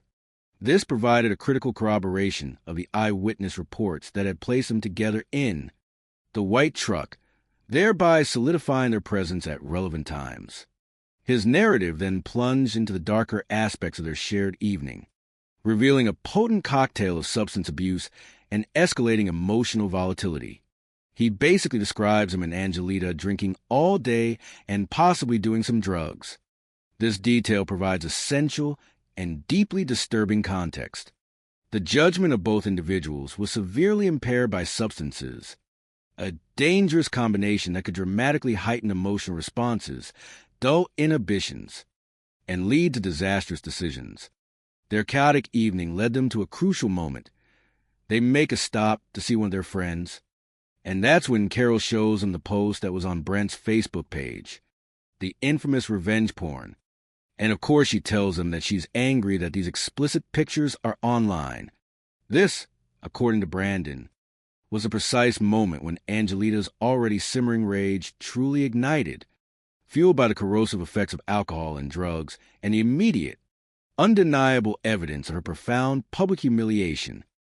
Angelita's immediate reaction to seeing the explicit pictures online, as recounted by Brandon, was explosive and unequivocally verbal. Angelita starts making statements like, "I'm going to kill him. He doesn't deserve the air he breathes."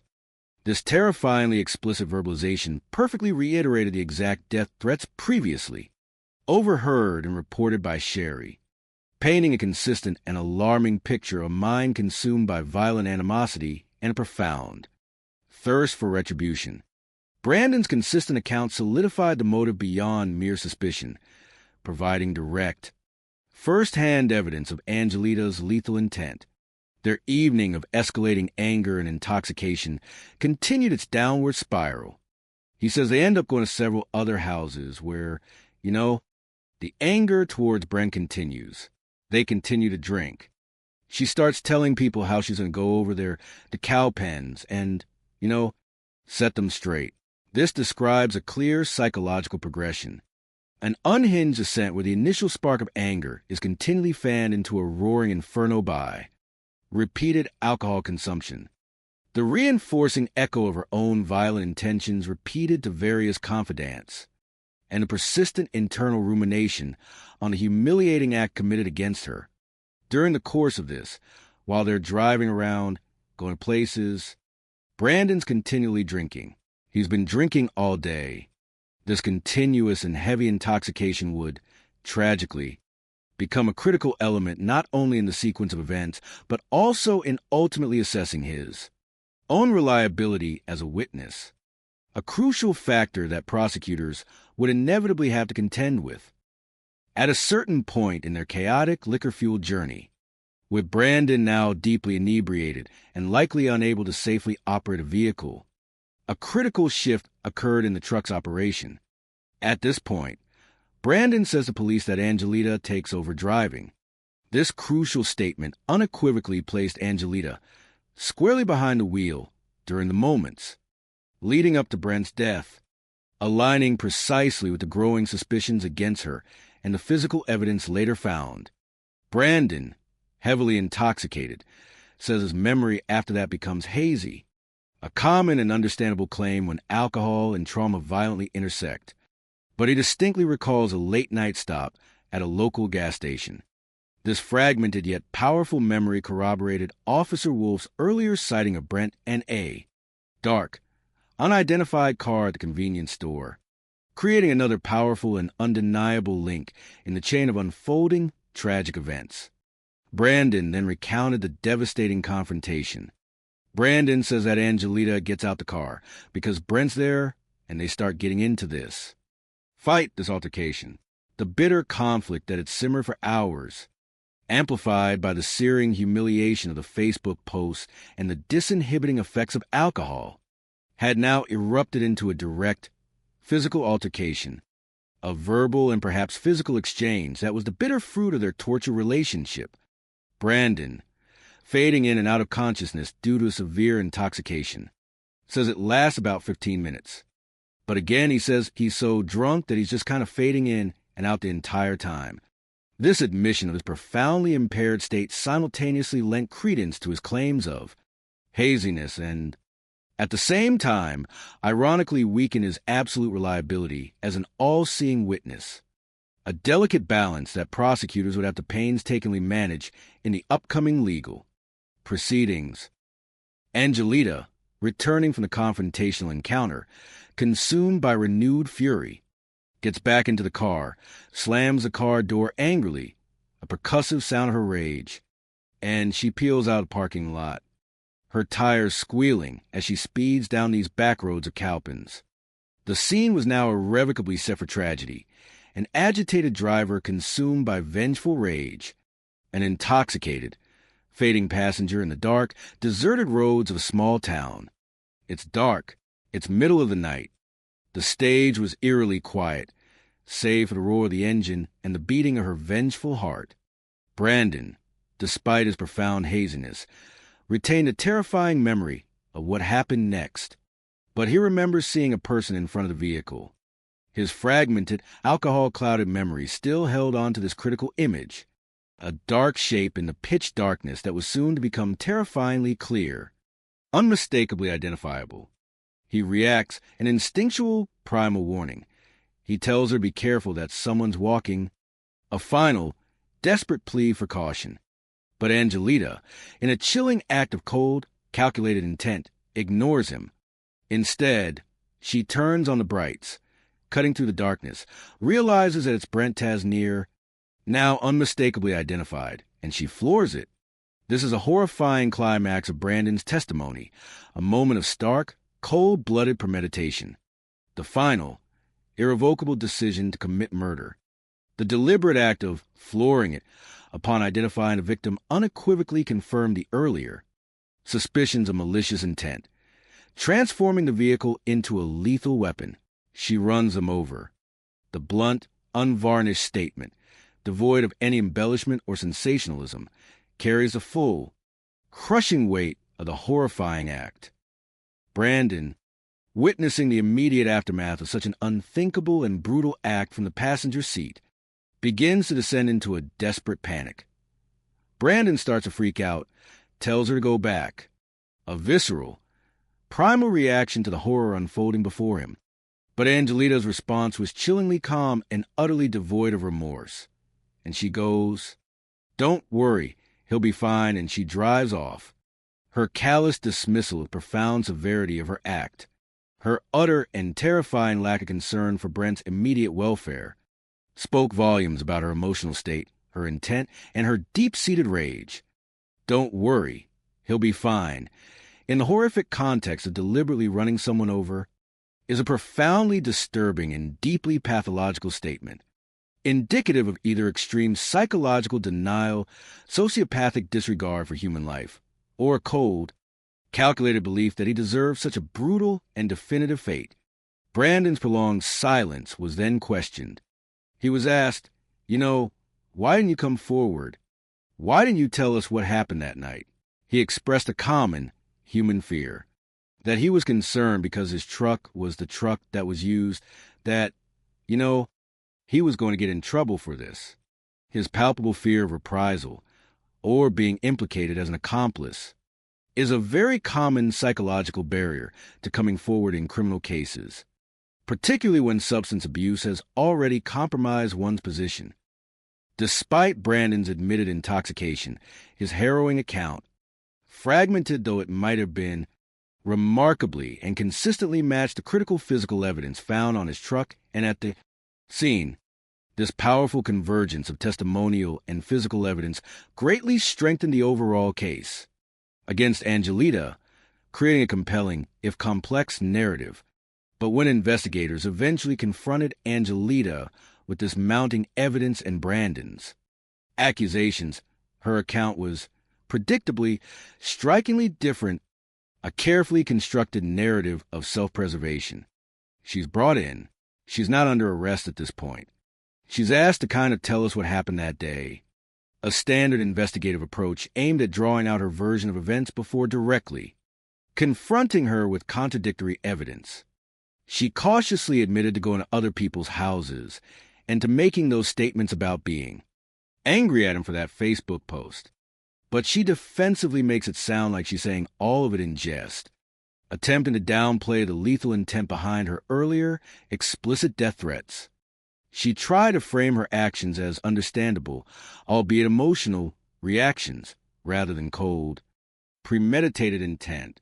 She did see those explicit pictures, she conceded, but defensively claimed this was still the father of her kids and that she would never wish him harm or death, an attempt to cloak herself in the mantle of a grieving mother and a strange wife.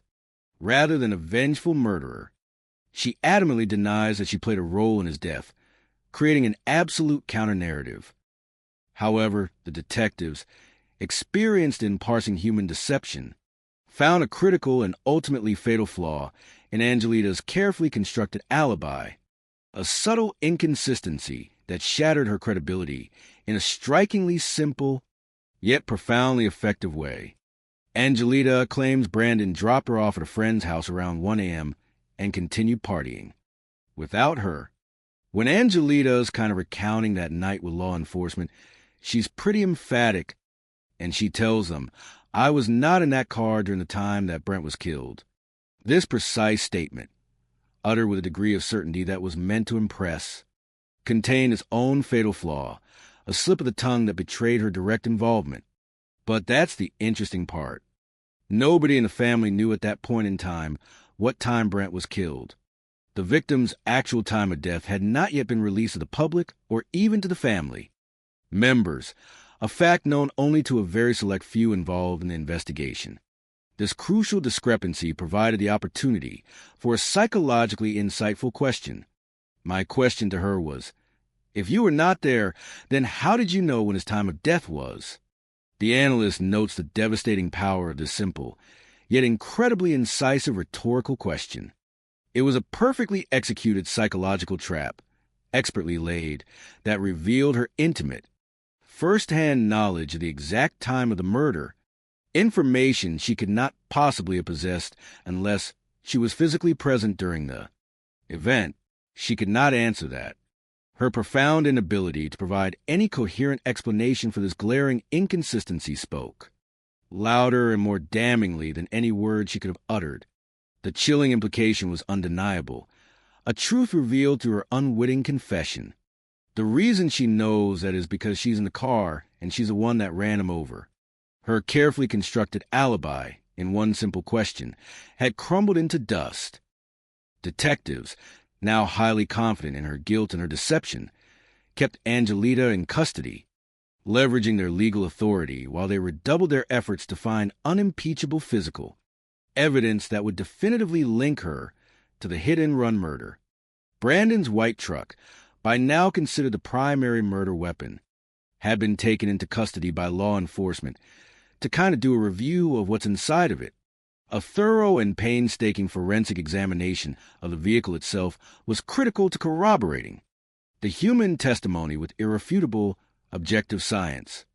What they found, nestled within the confines of the vehicle, provided additional, powerful corroboration. In the center console is Brandon Blackwood's wallet with his ID, and then in the pocket of the driver's side door is Angelita Wright's driver's license.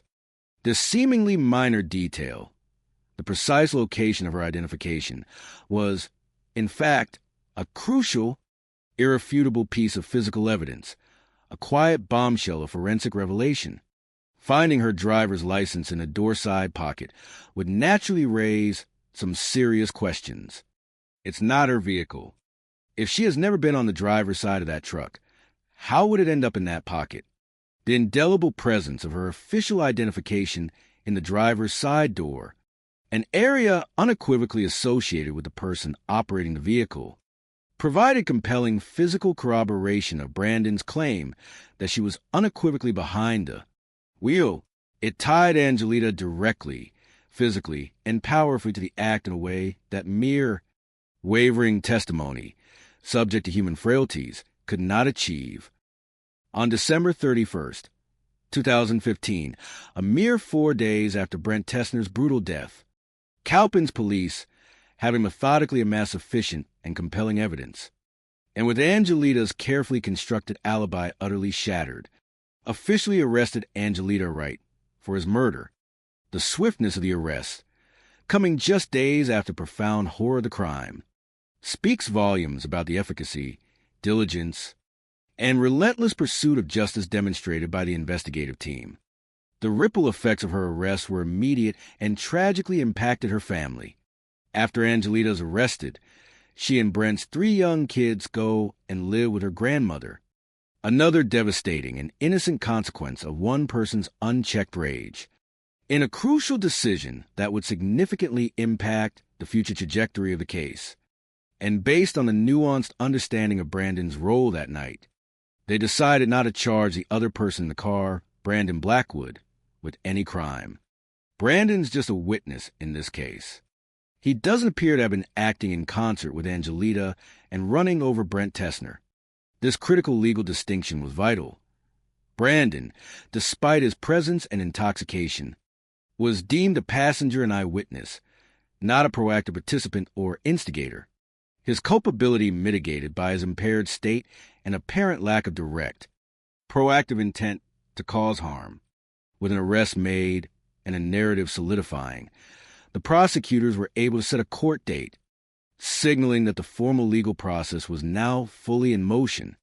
However, despite these advancements, the police were still diligently collecting evidence, recognizing that the pursuit of truth is an ongoing and multifaceted endeavor, often extending beyond the immediate arrest. Unfortunately, the promising leads gleaned from the initial forensic examination of the truck. The very vehicle that served as a murder weapon yielded a mixed and ultimately inconclusive bag of results, a frustrating setback for the investigative team. DNA results from the hair and blood samples collected from the grill of the truck proved to be inconclusive. This outcome, while disappointing, is a common and often unavoidable challenge in forensic science, particularly when delicate samples are exposed to the unpredictable variables of the real world. Environment. What we learned from a forensic analysis of the truck is that really nothing existed. That spot that they thought was blood ended up not being blood. They weren't able to make a match on the hair around the bolt on the front of the car. The absence of definitive DNA evidence directly linking Brent to the truck was a significant setback, stripping away a potentially powerful and irrefutable objective link between Angelita and the crime. Forcing the prosecution to rely more heavily on other forms of evidence. However, experienced forensic teams understand the practical limitations of such analysis. There was all kinds of reasons why that blood, or that DNA, may not come back as a match. Rain, weather, it's on the outdoor of a truck. All these things can affect the sample. Forensic analysis, though undeniably scientific and highly precise, is always subject to the environmental realities of a crime scene, where nature and the elements can degrade or wash away crucial traces. Without direct, definitive physical evidence, the prosecution's case now hinged precariously on Brandon's often inconsistent testimony, and the seasoned prosecutors knew with chilling certainty that the defense would relentlessly present him as an unreliable, malleable witness. He was drunk that night, admittedly drunk, so there's going to be a few things that you have to take into account. The defense, employing established legal strategies, would undoubtedly attack Brandon's credibility, challenge his memory, and question his motivations for testifying, exploiting every weakness. The solicitor's office, acutely aware of these vulnerabilities and preparing for the inevitable legal battle, judiciously brought in Brandon to help prepare him for trial. This rigorous preparation is an extremely common and vital practice in legal proceedings. What they typically do is run through their questions with them, and then they also try to prepare him for cross-examination. This intense, simulated courtroom pressure is meticulously designed to ensure a witness's consistency, composure, and resilience under the fierce scrutiny of legal challenge. However, during the sensitive preparatory process, a deeply concerning and problematic dynamic began to emerge with Brandon, exposing his psychological frailties. They start to realize that he looks extremely nervous, that he looks fidgety, that he's being pretty evasive. The physical manifestations of his anxiety, the clear nonverbal cues, signal deep discomfort and a profound potential for testimonial instability. The legal team, now on high